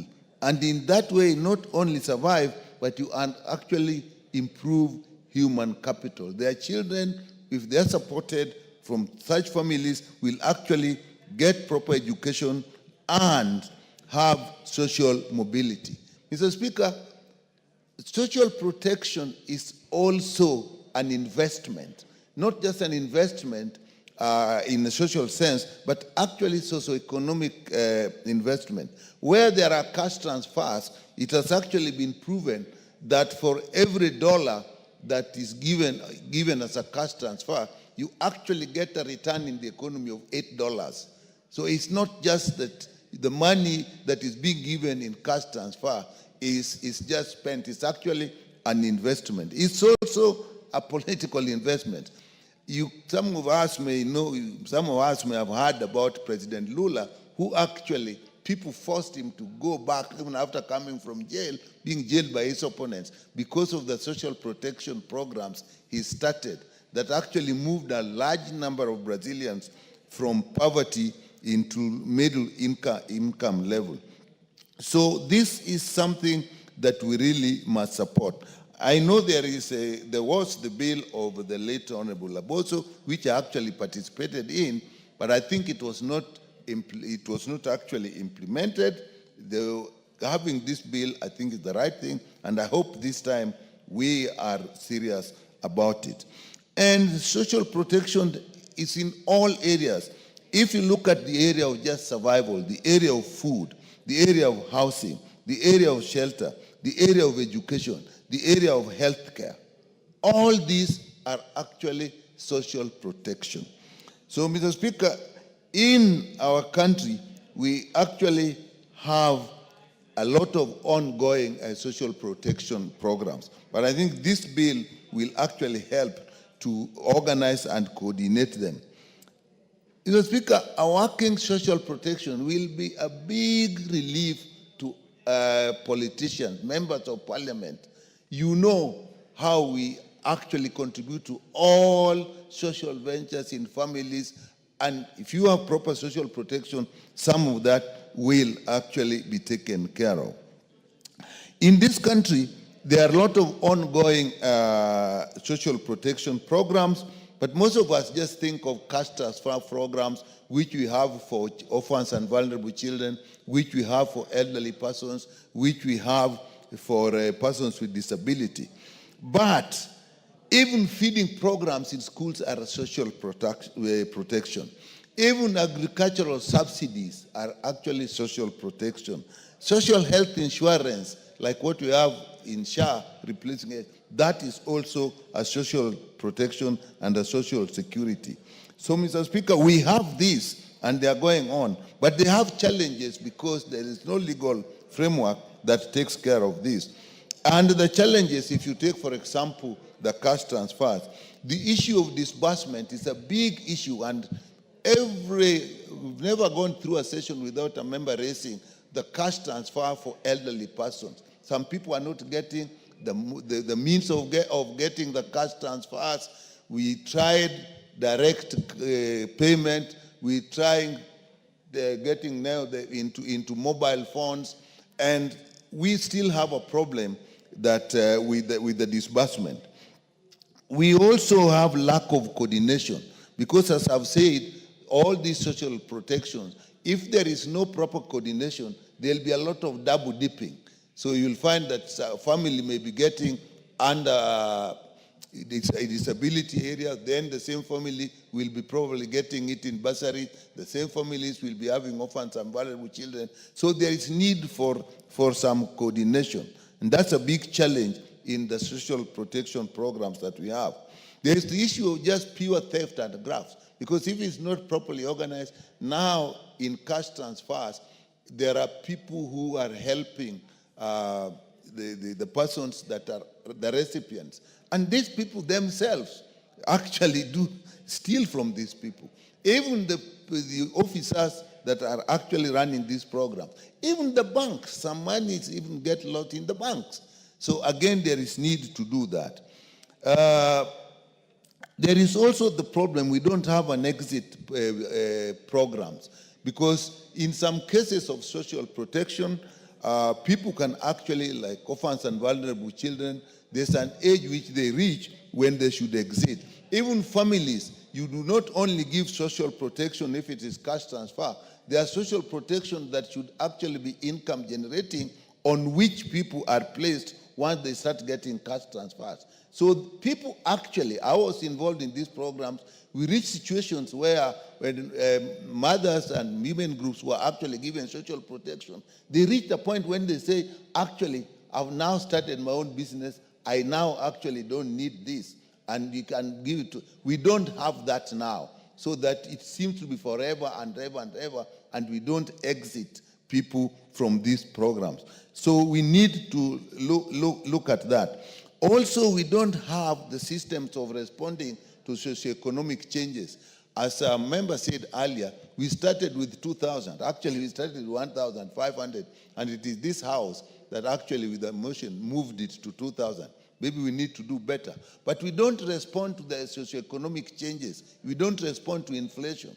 So again, we need a system that will take care of that. So I support this bill. It actually addresses the very important issues that I've been talking about.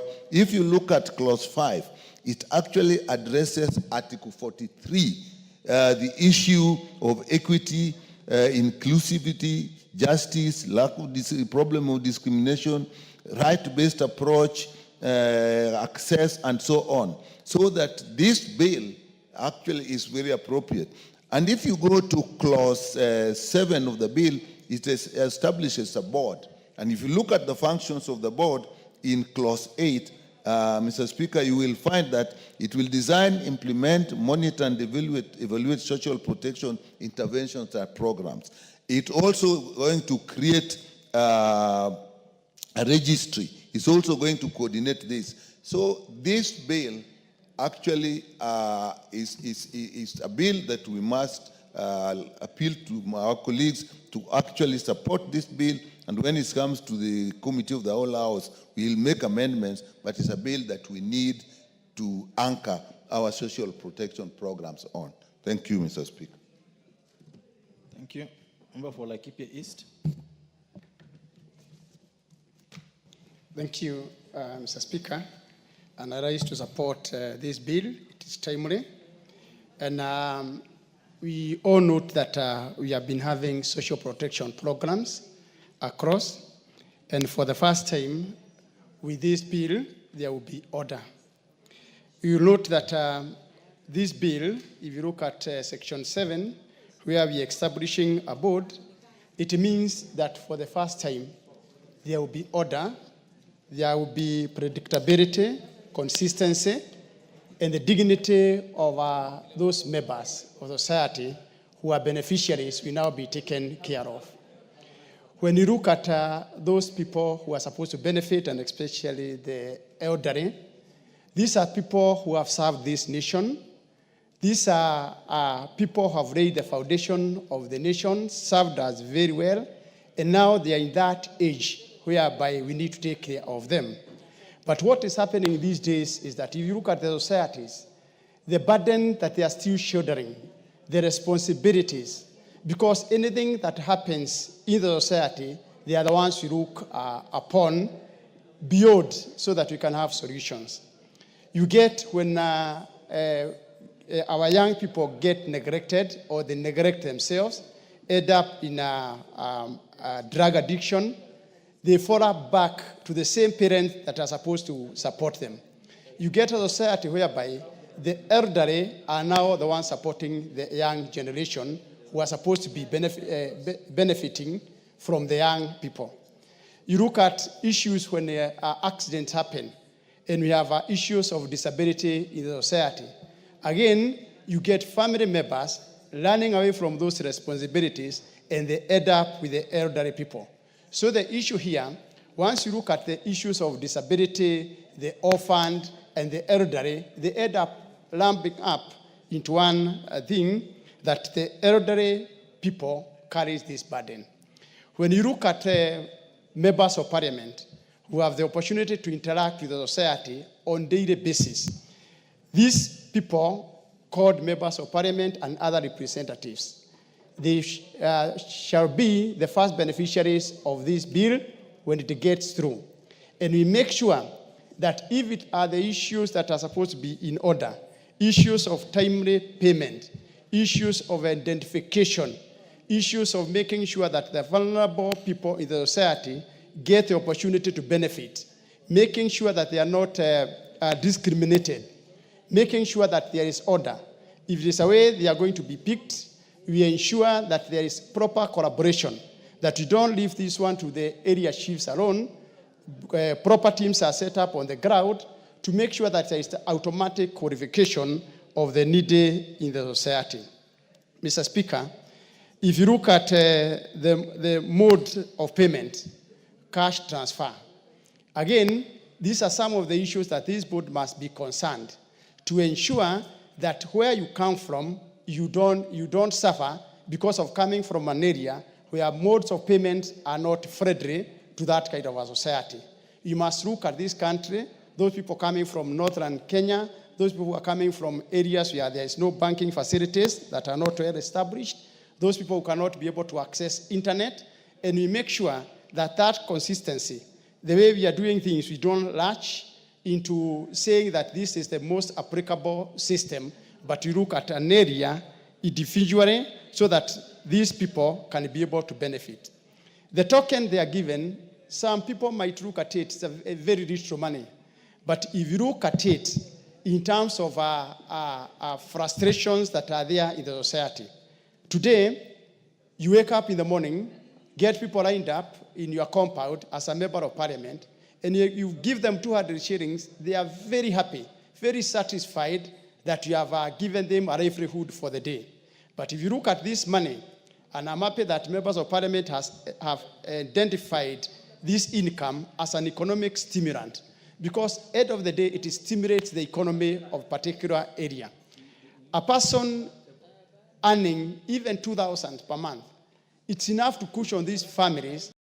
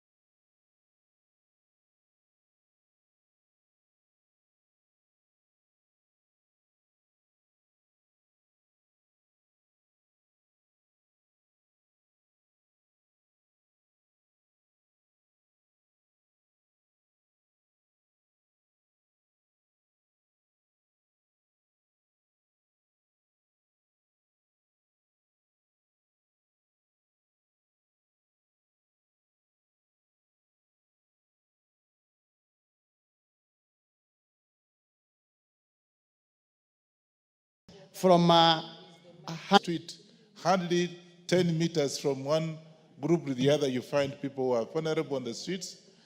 And Mr. Speaker, I think we should do something about it. My suggestion is that once we pass this motion, we should be able to see it, to have even a committee of the whole House to be able to see the way forward. And I can tell you, one of which is that we then, of course, will have the government that we actually oversee, the government that we normally look and direct, that we directed the reform a department specifically to deal with this vulnerable group that are on the, that be able to deal with them, so can be able to see these are our brothers and sisters, blood relations. I've also had a chance, Honorable Speaker, to travel. I was in Denmark, and I've also been in Poland, and I can tell you that I think once we pass this motion, we'll then be able to do the benchmarking and see how these two countries have actually dealt with the vulnerable groups in those respective countries. And they have set up a department that specifically dealing with this kind of issue, and I think we are not too far from it. And therefore, we therefore should be able to deal with this case by even doing the benchmarking. Secondly, the infrastructure that currently we are dealing with in our own respective constituencies and areas where we represent the people. I think infrastructure is very important. See, for example, in Nairobi, the area like yesterday, some friend has just mentioned, Madari, where people live in a very bad condition. These are Kenyans like we are. We can't exclude ourselves from this group. And so yesterday, and I couldn't even believe, where the whole family actually was smashed by by the stones that actually were trampling as it was raining. We have that problem, and therefore we should be able to do something about this and deal with at least even in infrastructure to be able to look at the living standards of our people. Because these are people that are with us. There's no difference. Thirdly, we also want to look at the benefits that we can be able to have as we set up a department or whatever it is. It can also be spread in all constituencies of this country, 290 constituencies, and so that each constituency can be able to deal with cases of disabilities, cases of these people who are parentless, people actually the aged that actually do not know what to do, so they can be able to have at least the money that can be transferred to these particular families. And I can assure you that from my own observation, without pointing a finger to an individual, this money that has been given to the cash transfers, Mr. Speaker, you'll be shocked, is part of the corruption in this country. Money has always been transferred properly. It's supposed to be, there was 1 million shillings, and I think the 2 million shillings, okay, fine. Once he gets 2 million shillings, the family gets 2 million shillings, it's good enough. But that money sometimes is never reached to the people that are supposed to get the money. I find the money actually is, somebody signs off, say, yeah, we just transfer the money, and yet the money has not been transferred to the people that are actually supposed to get that money. So I want also to ask the House here today that we pass this particular bill and set up a department, create a department. I don't know in which department, which I think maybe whatever it is, so that can specifically be dealing with this particular issue, as was mentioned, so that it can be able to, how people are benefited, can be listed, who are the beneficiaries of this particular one, how do you go about it in terms of infrastructure, and the rest of it. Member for Kwanza, this bill establishes a board. There's a board inside this, in the bill. Yes, I'm supporting it. Now I'm just asking if you're proposing for another body, another agency. No. After passing this particular bill, we'll then be able to come up with suggestions to reinforce whatever we have said, because it's a very important bill. And I want to thank the person who raised this bill, because it's important. Out here, we're having problems. And you walk out here, Mr. Speaker, you walk even the street now, and you get embarrassed. You say, are you a Kenyan? When some people run after you, they have not eaten, and what have you? People who slept on the streets, people who actually don't have clothing. So that's what I'm saying. We are, after passing this bill, we'll then be able to look at what implementations can be able to reinforce this particular bill. And I think, the Speaker, without wasting so much time, I want to say that I support this, and I hope and pray that we'll be able to take some of the considerations I've just listed and be able to see that people who are suffering out there can actually benefit from the same. I support.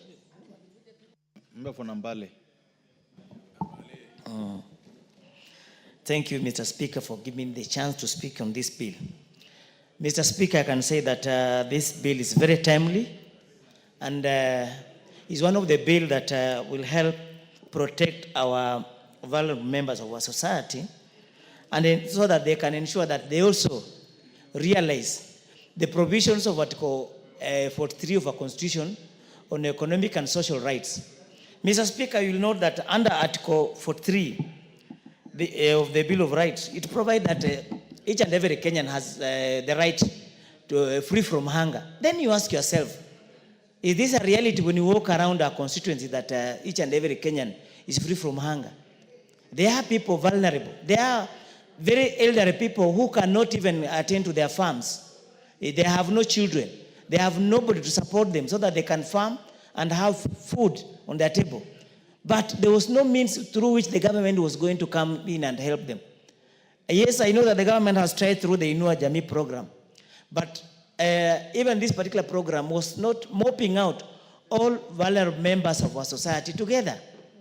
Mr. Speaker, we also have the people living with disability.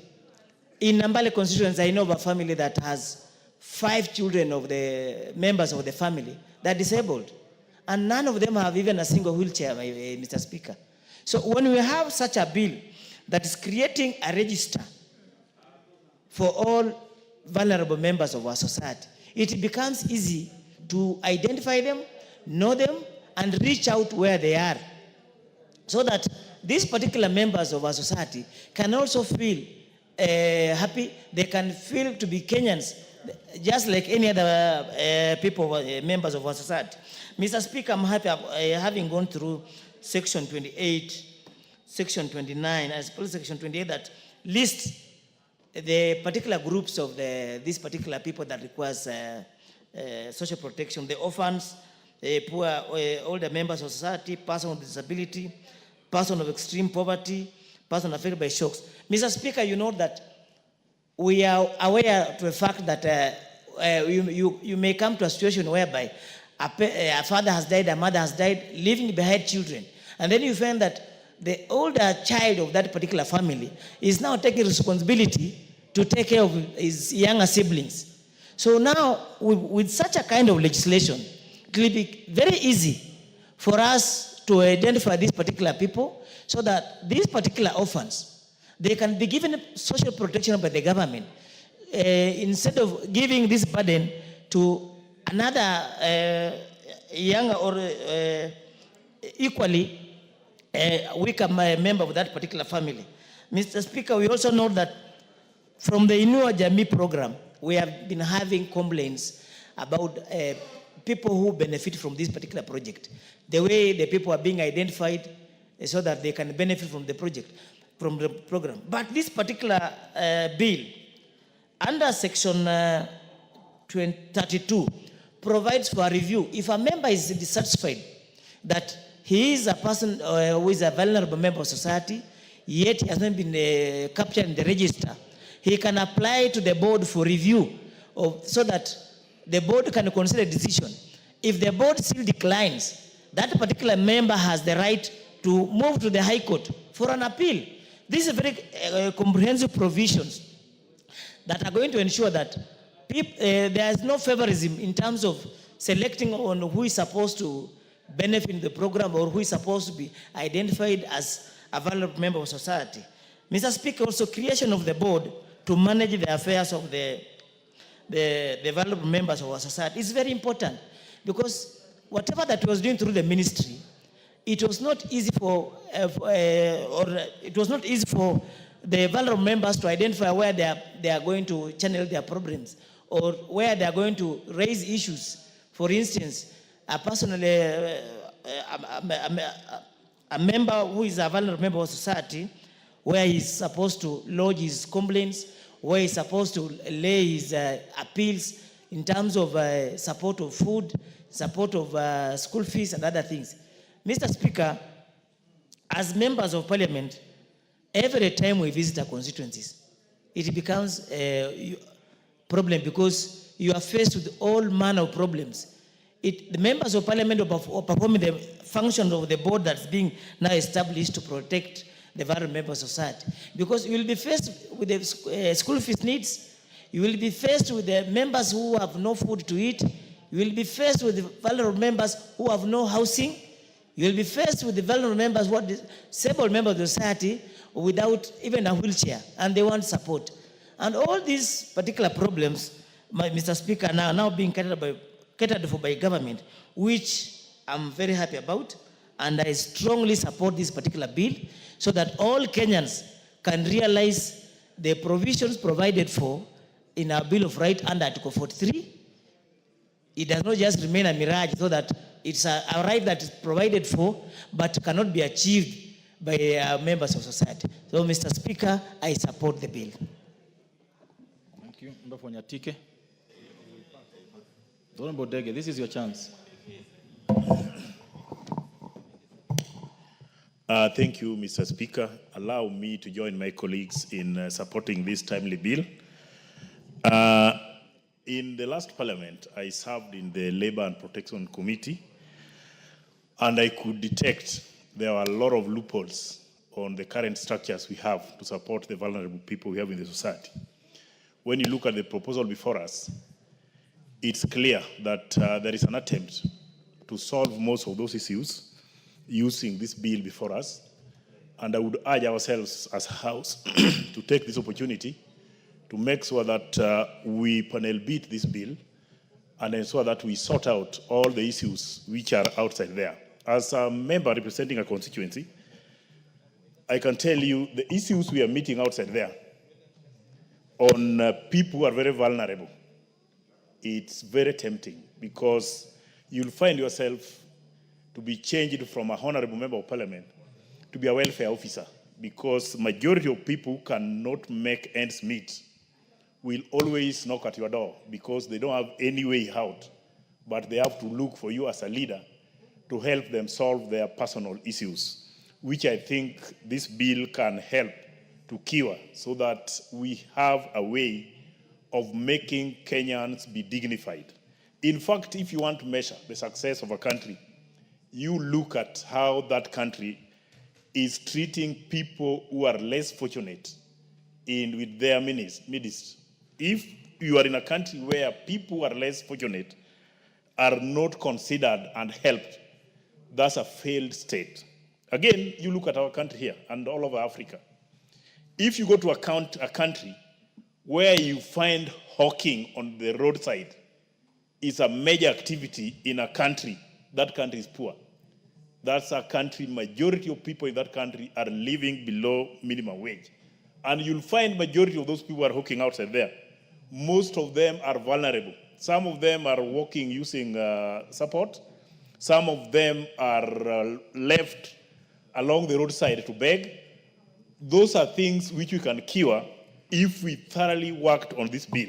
Another area of concern which I want us to be very clear about is the criteria of enrollment. If you are in your constituency today and you go down there, you'll find people who are over 70 and are not benefiting, visiting your home almost every time you're at home. Why are they coming? They are questioning why their neighbors are benefiting and themselves are not listed.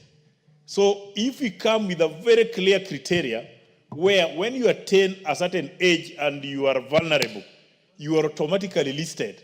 It will bring equity, it will bring fairness, it will make people have a very clear mind of those who are benefiting, so that we are not made to be welfare officers. We want a government which is responsive, a government which will ensure that those who deserve are given. Currently, if you go to the ministry and you look at the criteria of recruitment, it depends on the available budget for the ministry. If they have less money and we have people who are qualified to be recruited and it cannot fit in their budget, they'll only go with what budget can accommodate. They will not have any criteria to clearly indicate who is supposed to be picked. So I think if we come out with a bill or a law which will ensure that those who are qualified, the government is at obligation now and are mandated to ensure that these people are given money, I think we will be in a very fair country. We will be in a situation where everybody will be treated fairly and people will be happy in Kenya. On issues of how we can run this fund, I think by creating a board is very good. It's very good because currently the fund is being managed at the ministry level. There are no specific mandates which are coming out clearly and specific people who can be charged with the responsibility. The person available currently is a PS, and we know PS is having a number of issues around him. So by creating a board which will look into the issues related to social protection, I think this one is very good because it will also help us to go down and define what kind of human resource do we need to serve this board. What kind of people do we need to help implement this good idea up to the lowest level possible? That identification criteria, if we get the right people who can be charged with the responsibility to ensure that everybody within our society who are qualified are rightly identified at the right time and are given the opportunity to be served by the board, I think this is going to be the fairest thing we are going to experience as a country. And Honorable Speaker, allow me to join my colleagues in supporting this bill. I thank you. Member for Nakuru Town East. Thank you, Honorable Speaker, for giving me this opportunity to support this very important bill on the social protection. Honorable Speaker, just a word of caution. Looking at the bill and the way it is structured, Honorable Speaker, and the way the beneficiaries will be picked, it is important for us to note, much as the bill has indicated provisions on how fraud, misinformation will be handled, it is important, Honorable Speaker, to look at the penalties seriously. Because how are you delisted from as a member, Honorable Speaker? It gives criteria on how your name is removed as a beneficiary, either by voluntary leaving or you're out of the country for over 12 months. Honorable Speaker, that is the area that we really need to look into so that, again, we don't benefit, or even dead beneficiaries who are already long gone, and yet they are still on a list, and the beneficiaries are still claiming that money and not putting it to proper use. Honorable Speaker, when I was looking at the bill and looking at the definition, the older persons are listed as 60 years. We had a discussion this morning where we were taking tea there, and they say, no, for you to benefit, it must be 70 years. And I am glad that the bill has now clarified that it is the older persons, because basically these are the most targeted population of this program. So 60 years, Honorable Speaker, for older persons as beneficiaries of this scheme, Honorable Speaker, will go along. The implementation, Honorable Speaker, is very key and well explained in the Act, where it talks about equity, social justice, things that has always been forgotten. In the past, you would find some provincial administration, particularly the chiefs, are the ones who are given that responsibility to go and identify, for them only to bring people who do not deserve. So the implementation of this goes towards people who are benefited, and now the inclusiveness, non-discrimination and participatory. And I think that is key, Honorable Speaker, for us to be able to identify. Honorable Speaker, if you look at the clause 6, talks about the county government involvement. In Nakuru, for example, we have a place called Arms House. It is a place where elderly people are taken care of by the county government. It talks about how then do we bring on board county governments in this program. And it talks about the county government, different county governments will come their own legislation on how best can they ride on this act to be able to make their own legislation, so for them to be able to handle social protection matters. And in Nakuru, for example, it used to be very vibrant when we used to have the municipalities.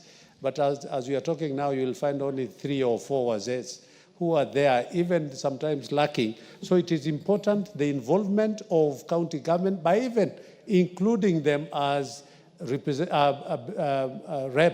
in the board, because I think we have one vacancy that is left for county governors to be able to bring their representation in the board so that they can be part and parcel of this very important issue.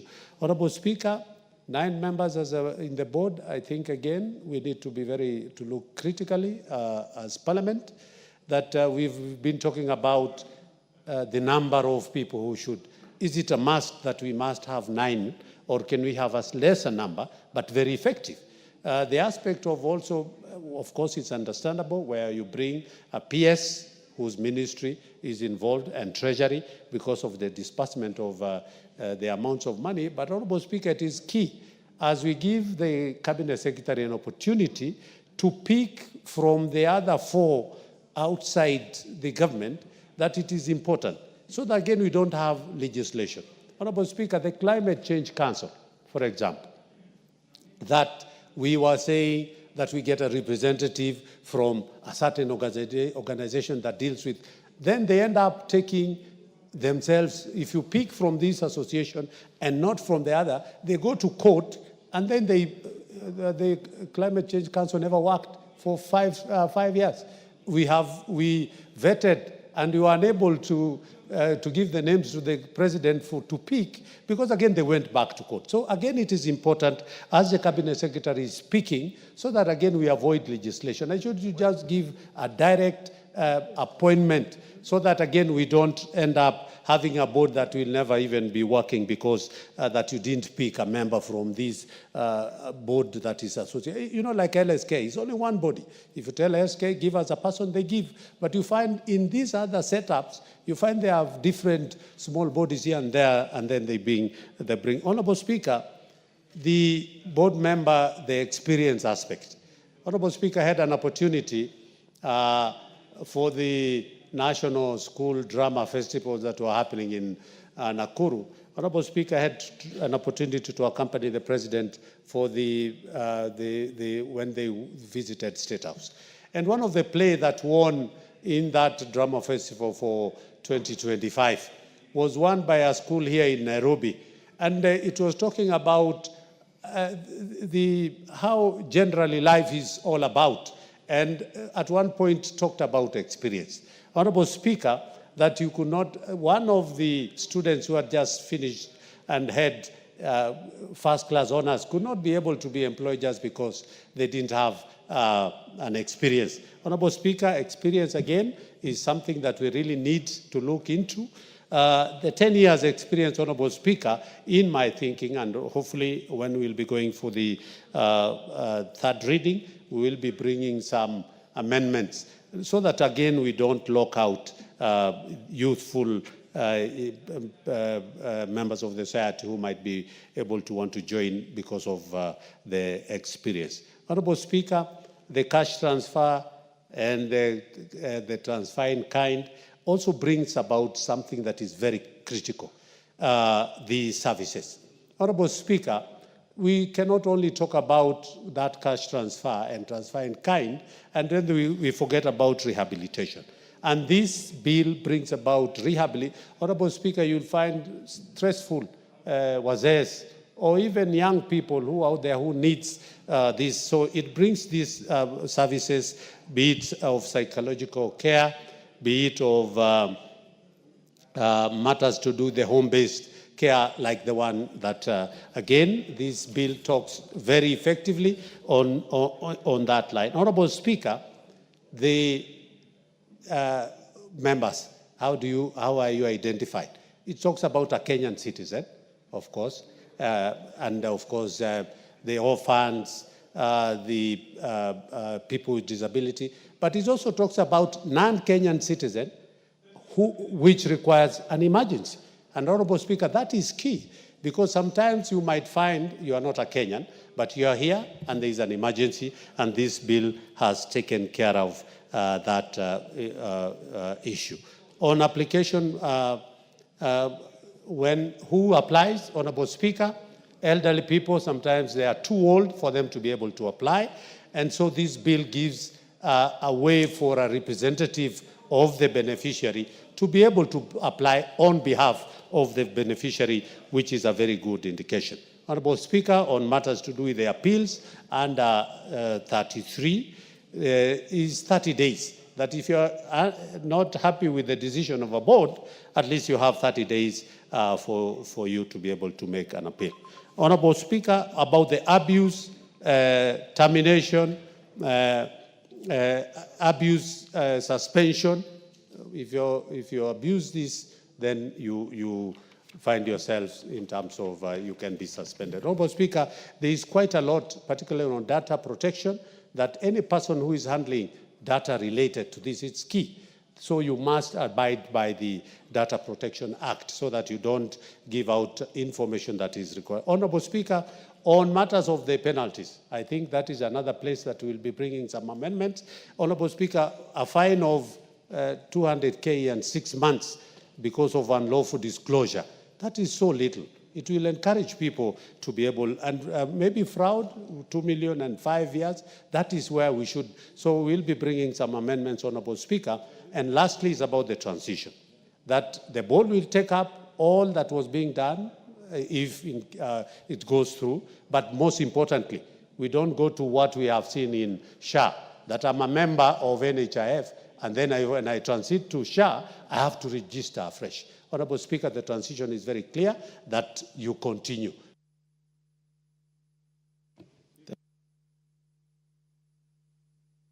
Member for Unyenjes. Thank you, Honorable Speaker. And I wish from the onset to say that I am in full support of this proposal or this bill. Matters to do with the senior citizens, the people living with the disabilities, the most vulnerable people in our society, is a matter that we need to address as fast as we can.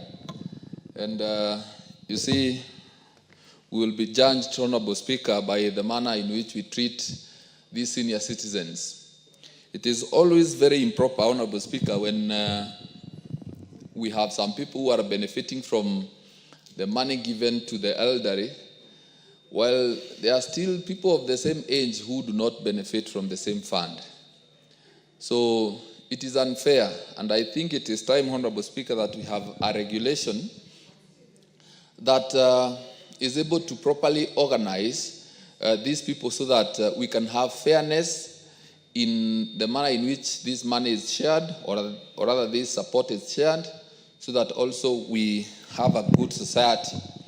Honorable Speaker, there is a time I had a chance to go around my constituency and taking stock of the affairs in my constituency, and I realized that we have so many people living with disabilities. And when you go to the records available within government, you realize that most of these people are not enlisted. So there is no support that they get. They are hidden in some places, in the rural areas, and some in the urban areas. Many of them are not even able to access any form of education or training. And most importantly, they don't get any support from government. And I believe it is because, first of all, statistics on the number that we have of these people is rather unknown. So I would support this bill so that we have a registry of these people, so that in every constituency, in every ward, in every sublocation, the government of Kenya is able to tell how many people deserve the assistance. But going to what the Honorable Kionjori said, Honorable Speaker, even as we think of how to support these senior citizens and those that deserve this form of support, it's good to think of how we can support them to have extra income, because I do not think that it is sustainable, because the money that we give them is money drawn from the taxpayers. It is the people of Kenya that contribute this money in form of taxes. How about if we are able to enable or facilitate these people to make some extra money from what they do? Because you realize that a number of them have some pieces of land where they can do some basic farming. They can keep a cow, they can keep a goat. Some have some few coffee bushes, some have some few tea bushes. How about if we ensure that they can get more money from what they do? Yeah, like we acknowledge that the government of Kenya, or rather Kenya Kwanza administration, promised that milk will be sold for not less than 50 shillings. Yes, while that is happening, we also take notice that we are buying animal feeds at a very high cost. So the benefits that we are getting from selling for 50 and above, that is being taken away by the high cost of animal feeds. How about if we are able to address such, so that those people who can keep a cow, a goat, or can do some basic farming, can keep chicken here and there, are able to supplement their income? Because it is not sustainable if a lot of people in this country become independent. So even as we think of having a legal framework to assist these people, Honorable Speaker, I believe it is okay if we can legislate to support these people in a way that they can get extra income. So having said that, Honorable Speaker, I support. The Honorable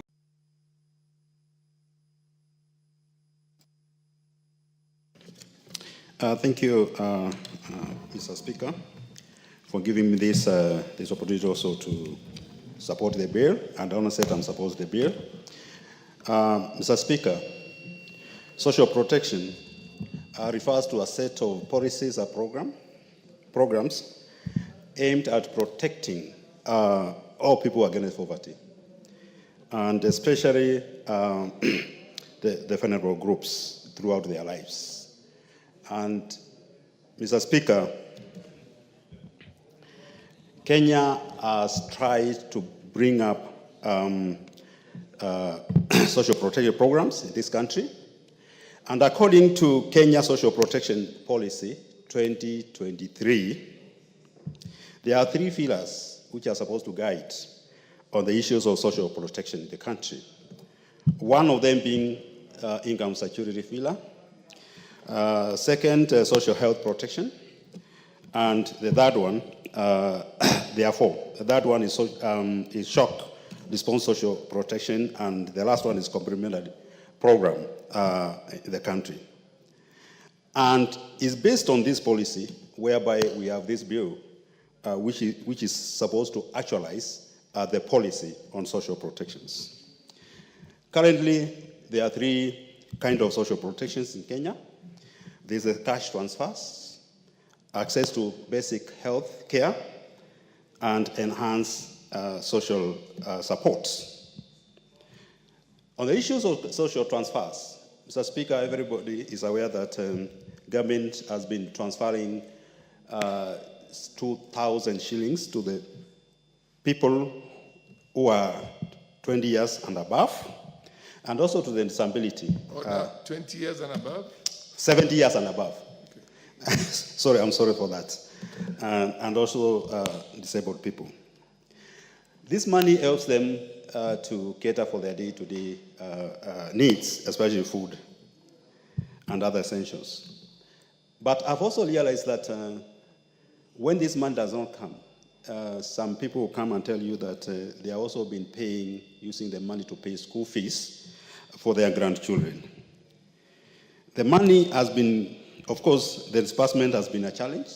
Sometimes they still have to 6 months without getting the money. And therefore, the impact of this money is not really felt. Because if somebody stays for 6 months without getting the money, the impact becomes very minimal. The other thing is for a long time, there's no new registrations of the health people.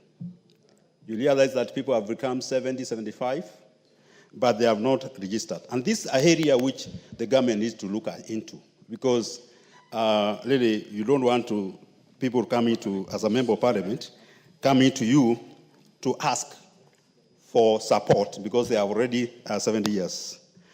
Another challenge which is facing this is the inflation.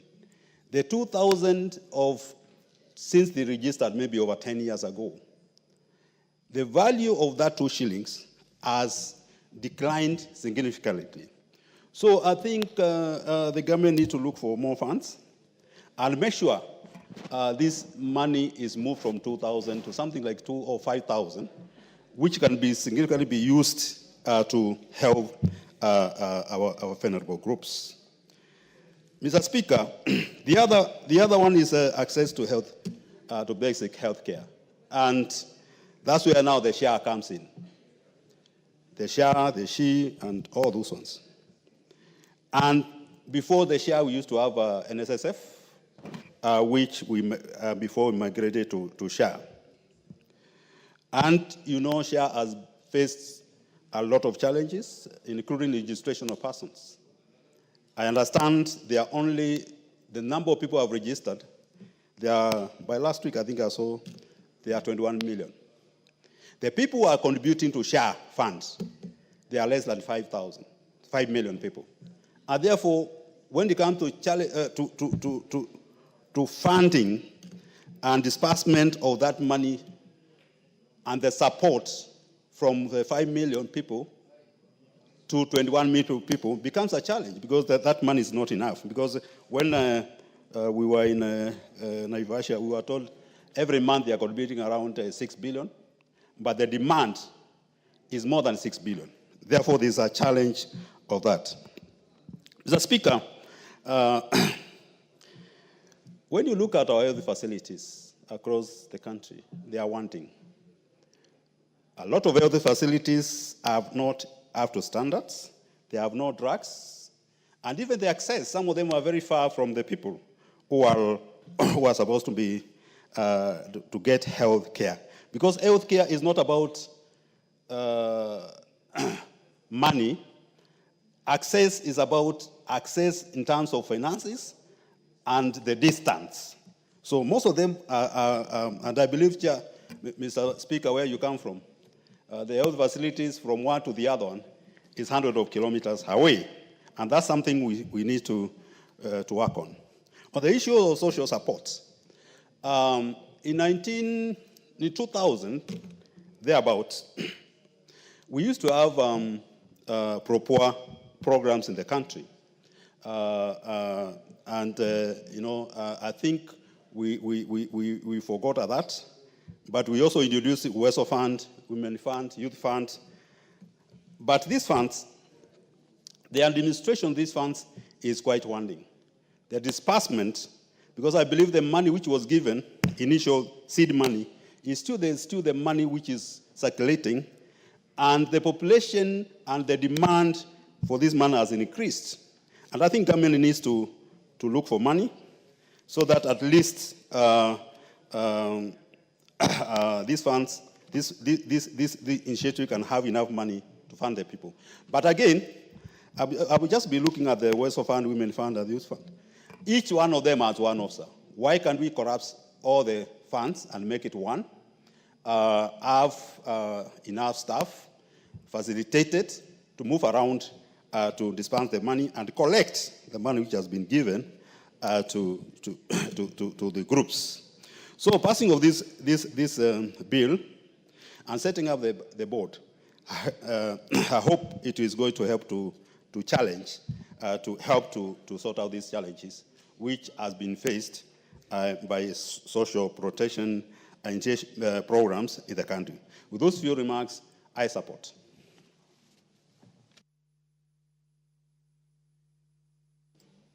The Honorable Sane Ibrahim, MP for Wajir North. Thank you, Mr. Speaker. When we talk about social protection, what comes to mind is cushioning people from vulnerabilities. Cushioning people so that the risks they face is mitigated, so that you strengthen their rebound, they are more resilient, and be able to continue with life as it was. Mr. Speaker, from where I come from, northern Kenya, droughts and famine have been serious risks to lives and livelihoods of people. Pastoralists keep livestock for their well-being. Droughts and more so climate change of late, there has been serious concern on the adaptability of people with the emerging risks. Social protection has been with us for quite some time, Mr. Speaker. Relief food has been a common intervention, but that has not been effective. Then came the Hunger Safety Net program, which was co-funded by the donor communities. Civil society has been the driving force of that program. Hunger Safety Net has moved, there has been a shift from relief food intervention to cash transfers. Cash transfer has been a very effective way of responding to vulnerabilities and risks in that note. Mr. Speaker, cash has been effective in doing away with cartels and corruption around the sale of relief food. Cash has been direct to the recipient. There were no intermediaries. Cash has been more effective in the way, whereas relief food only targeted the food component, cash transfer has offered the needs of the bigger spectrum of a vulnerable household, from food, clothing, Medicare, all that they could do, though the amount that was being given, the stipend, was of a lower amount. Mr. Speaker, this bill, social protection, gives a holistic approach in terms of protecting people from vulnerabilities, abject poverty, social exclusion throughout their life cycle, more so with an emphasis on those who are really vulnerable, the elderly, the widows, the orphans, and for those who are extremely in abject poverty. Mr. Speaker, I do welcome that holistic approach, and I believe we only need to strengthen it further by making sure that we double the amount, the stipend so far being given by government. From around 2,000, if we can at least take it to 5,000.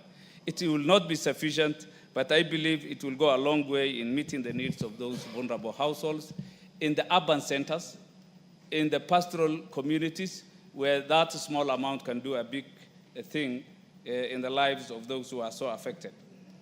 Mr. Speaker, social protection is all about offering a safety net from people who have lost their livelihood. And I believe there is no better way to upholding our values as they are in the Constitution, those values of equity, inclusion,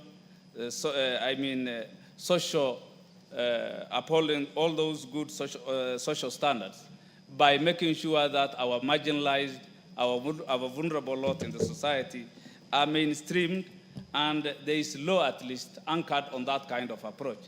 This bill has come the right time to make sure that social protection is anchored on laws that are, it's not only left to the civil society rather, but the government takes the front to make sure that our vulnerabilities are addressed. without taking much of your time, and I know there are my colleagues who are in the queue, I support this bill. Thank you. The Honorable Member for Bondo Ochanda. Gideon. Thank you, Mr. Speaker. Mr. Speaker, as we legislate around issues of social protection, I want to believe that there are things that we need to consider, which we've not been looking at adequately as a nation. Number one, in the modern countries, modern world now, every young person after college starts thinking seriously about his or her life after work or upon retirement. Many of us here, particularly in this country, hardly think about that, hardly think about their lives after work. And yet, this, if you go to the West, you go in most of the modern countries, the young people start looking at what is it, how are they going to be after work? How are they going to be when they get older in the society? So that means that we need to start looking at this thing through different processes. Either we have to place some element of education, either in the curriculum, towards end of college, towards end of school, so that young people get to know that there's life after retirement. And that life is not in anybody's hands, it's in their hands. So when you're looking at this, Mr. Speaker, for purpose of those who are in formal work, or those who get to do formal work, in this country we have around 5 million people who are in formal work, including 700 or so that are working with the public service. Put together, they're around 5 million. It is this 5 million that may be talking about issues of pension, meaning that the rest of the population, the rest of other people who are going to be doing their own things privately are not seen, are not being covered anywhere in a formal way. While you're at work, there's the issue of pension, which of course has also been having all manner of problems. You are retired, you've been on pension, and you don't get your pension. The processing of pension takes forever. So these are some of the things that really needs to be looked at. But the main concern is, what of those who are out of pension? How are we looking at their lives when they get older in the society? What's the government doing? Because a larger population that is much more bigger than what the government is taking care of in the name of pension arrangements. So as a government, some level of education, some level of conscientization need to be done at a younger stage, where young people start to think about their lives when they are not in work. That's very critical, and we need to look at it as we do our things. But Mr. Speaker, again, as we do what we normally do, we are learning very little. Either as a government or as agencies that are there, we are learning very little. We are constantly struggling with things that are so easy, and we hardly learn or we hardly do them right. Mr. Speaker, I remember in the last 1 or 2 governments, we were struggling with the issue of intelligence. Here in this National Assembly, we placed money for 3-4 consecutive years, 6 billion, 6 billion, 6 billion. But for purpose of UHC, identifying the indigents in this country didn't work out. We didn't succeed. And that's exactly, for the 3 years, that money was never used. And of course, now we are talking about when UHC is dead. Yeah? So we are not learning from that. We are also not learning from what works. We are struggling with structures of how to let national government functions reach out to the lowest level. And we've had experiments. But CDF has done it. In as much as there are these little scares here and there, the structure of CDF has given us a very good learning platform in terms of how we can reach out with the national government functions to the ground. And constantly, this is never utilized. There's the issue of, for example, cash transfers. It's happening, it's working, and it's good. But is that the only way how we want to look at it? If you track individually these persons that get money, the 2,000, you are trying to support them, but get to reach out to their homes, how these people are living. you realize that that money, they are not spending on them.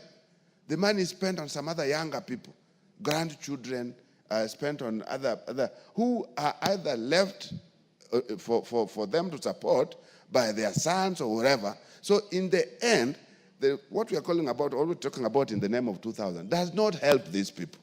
So in as much as it's good, are we able to trace? Are we able to cross-check in terms of what exactly is happening? And that's why the whole issue of older people's homes was critical. It's not being looked at by county governments, not being looked at by our government, national government, but if you are able to avail, for example, in every sub-location, an arrangement where older people can get to have food, can get to have water, can get to have proper clothing, I think we'll be doing much more better than the arrangement where we are transferring 2,000, and these 2,000, we are not too sure whether it's being used on these older people. In fact, I was amazed some 2 days ago when I was learning that chiefs and assistant chiefs were taking 1,000 bob from the older persons when they go to pick money in terms of the initial arrangement where they were going to the post office to pick money from the from the markets. So while we are seeing this and we are wasting, we are also saying that no, there are structures that have worked. Why don't we use those structures? Why don't the national government just be firm that their point of development is at the constituency level? And we have all these things, all the functions coordinated properly at the constituency level, then we'll reach out to the public, we'll reach out to the people that we are talking about. So, Mr. Speaker, what I'm trying to emphasize again is we are learning much, much more less from what we are doing, whether we are failing or succeeding. We are not building on successes. We keep repeating on failures. So, Mr. Speaker, I want to believe that if the national government will sit and reconsider exactly at what point do they place development at the lower levels of Nairobi. Because if they don't do that, we'll keep this problem of somebody sending circulars, do the identification, they do wrong identification, you wait for circulars in terms of this and that, things don't work, because some of the departments, some of the departments of government that we are talking about don't have their structures down there. So they get to rely on ngaos.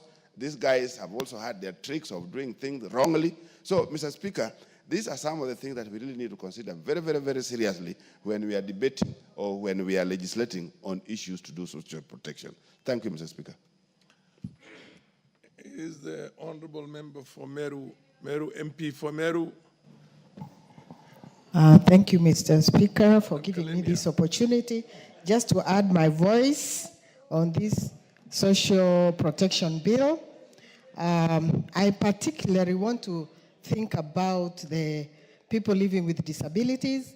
Even as I go around Meru, I've realized that there are so many children who are already locked in houses just because their mothers have to go and get some casual work to be able to feed the families. It's so sad because these caregivers for the people living with disability have no even the slightest income.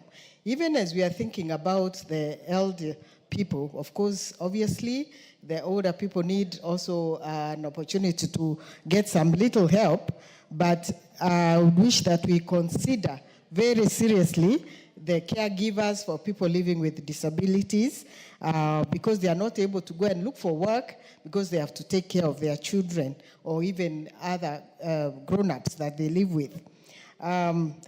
The other thing is orphans. Sometimes in an African setup, we think that orphans are taken care of by their uncles or even their grandparents, but it's not the case.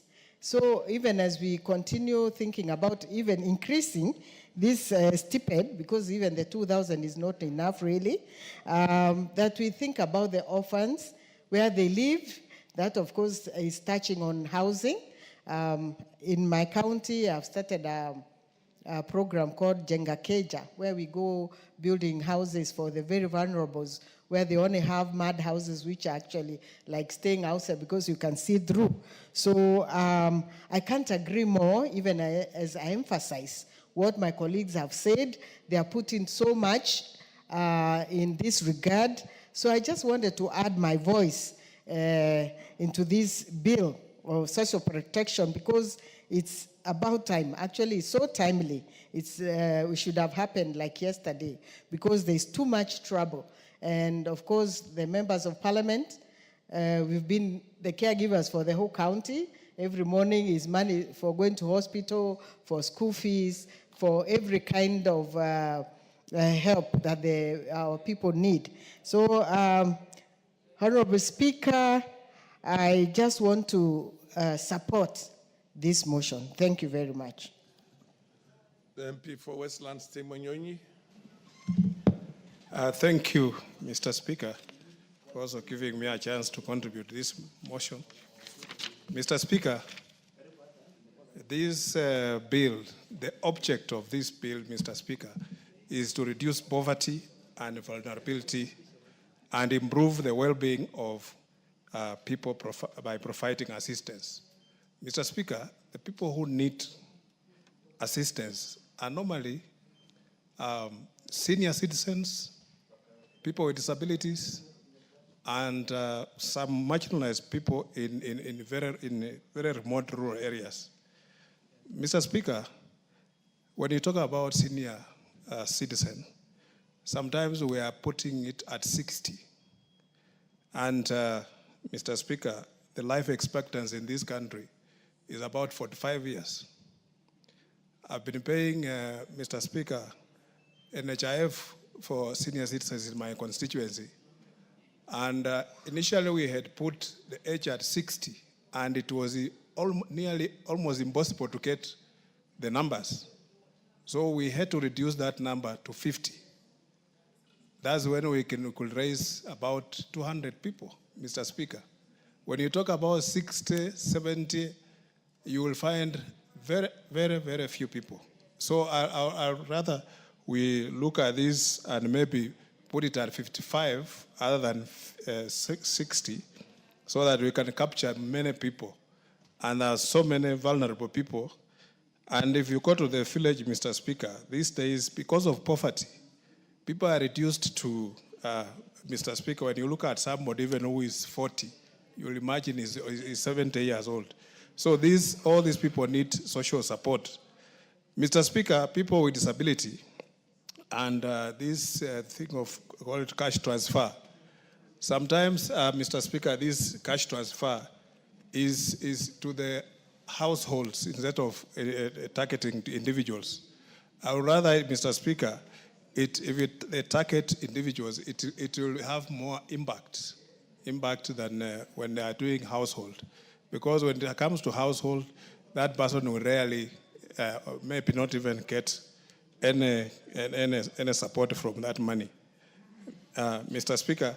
And then when Mr. Speaker, when we are looking at how we provide this social protection, especially to people with disability, Mr. Speaker, we need to include also assistive devices for people with disability so that they are given these devices to enable them to move around or go outdoor, Mr. Speaker. Because a person who needs a wheelchair will not be able to move out if he has no access to wheelchair. And mostly in rural areas, you find the numbers of people with disabilities so high. And our national statistics, Mr. Speaker, the census, when they were doing the national census, Mr. Speaker, they framed the question very wrongly, that those who are enumerating people, Mr. Speaker, they did not get the accurate numbers for people with disability, and it was given very low, Mr. Speaker. When the World Health Organization puts it in every country, 10% of the population are people living with disability. But this country, Mr. Speaker, we are putting it at 0.something%. And that is not very accurate. We need to check that because this actually marginalizes people with disability. They are not getting the support they are supposed to get, Mr. Speaker. Mr. Speaker, the other thing that we need to look at is, Mr. Speaker, is the numbers of people who are supported by the government and also the level of support that are being given. I still believe that 2,000 shillings right now, you look at the value of the shilling is too low. If that money maybe could be raised to 5,000 and also expand the numbers, because when you come to our constituencies, when you count the people who are getting that cash transfer, there are very few. So we just need to change the way this thing is done and then include more people. These people are very few, the numbers are very negligible. So if we don't, Mr. Speaker, reach out to as many people as we can. And I'm also not very comfortable that this transfer is done through the chiefs.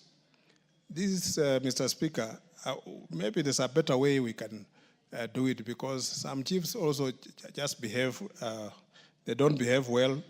They even make it more difficult for these people to access their money. So it will be better if we use the constituency offices. The constituencies, Mr. Speaker, I think will provide more accurate information and will also be very effective in terms of transferring that money to the people, Mr. Speaker. Mr. Speaker, I think I support this bill. Thank you very much.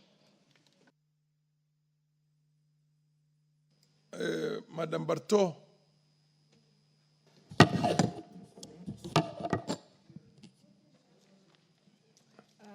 The lady at the back. Thank there, you, Mr. Speaker. Did you put in your card?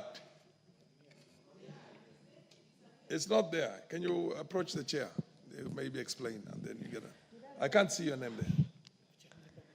Proceed, Madam Barto. Thank you, Mr. Speaker, for giving me the opportunity to put my voice on this social protection bill. Mr. Speaker, it's a very important bill because it is going to give a legal framework on how the people in our societies who are vulnerable are going to be supported. Mr. Speaker, as societies progress, it creates more cases of vulnerabilities. For instance, we have had COVID, which affected so many families. We have had banditry. We always have insecurities and banditries. We have had calamities which have created or which have killed sources of livelihood for many people in Kenya. And as a result, it is very important to have a bill, to have a framework where our members in society who are vulnerable are protected. Mr. Speaker, very important is the issue of registration. It is important to identify where these people are in the different parts of Kenya. All along, these members of our society have only been left to the ministry where the cabinet secretary or the peers and the people who serve in those departments identify or register. But it is a very difficult task because they also have other duties and they are overwhelmed by the duties in those ministries. So it is important to have a very clear-cut way of dealing with vulnerable people. We have children, we have women, we have the aged, and many a times, like in my constituency, you will find, you encounter these people and they are always complaining. Some have been registered and they benefit, some don't even know they exist. We have widows, so it is important to make it open and clear so that it is not a matter of knowing the chief or knowing the village elder so that you can be registered. I wish that we have a desk or we have a center in every constituency where the members from the vulnerable members can just walk in and get assistance. And this board should have data for everyone so that it is just a button away and they know who is there. And once money has been budgeted for this, for the members of the society, it should not be, it should be consistent. Consistency is very important. It is important that they will not be at the mercy of somebody to decide today we want to dispense the money, or tomorrow there is no money, the treasury is not able to dispense money. Because once you are vulnerable, you are in a bracket of you have a problem. So that problem should not be, somebody should not take advantage and give you the money at their mercy. The money, the dispensing of the money should be very consistent. And we shouldn't also look at only giving the money, cash transfers. We should look at how they can be helped to have a livelihood. So that it's not just because, I mean, government might not be able to dispense every time, but these people can be put in maybe we can have aged care homes, we can have homes for people with disabilities, so that they can come together and we support them as a community, so that it is not about cash, because sometimes even those who have been able to receive the cash have been taken advantage of by members of their families. Sometimes old people they receive the cash, and then somebody else goes to transfer that money elsewhere. I have a case in my constituency where one old lady committed suicide because when she received the money, her grandson went to transfer that money to his phone and he went for a drinking spree. So when she realized that the money is no more, because it had been accumulated, it was money for 3 transfers cumulatively. So because she had missed the 3 times consecutively, now when she received the money in bulk, she was so excited and she thought maybe her life was going to change. But unfortunately, when the grandson transferred, she lost hope and she committed suicide. So it is very important to have a legal framework to streamline and also give them support. And not just receiving money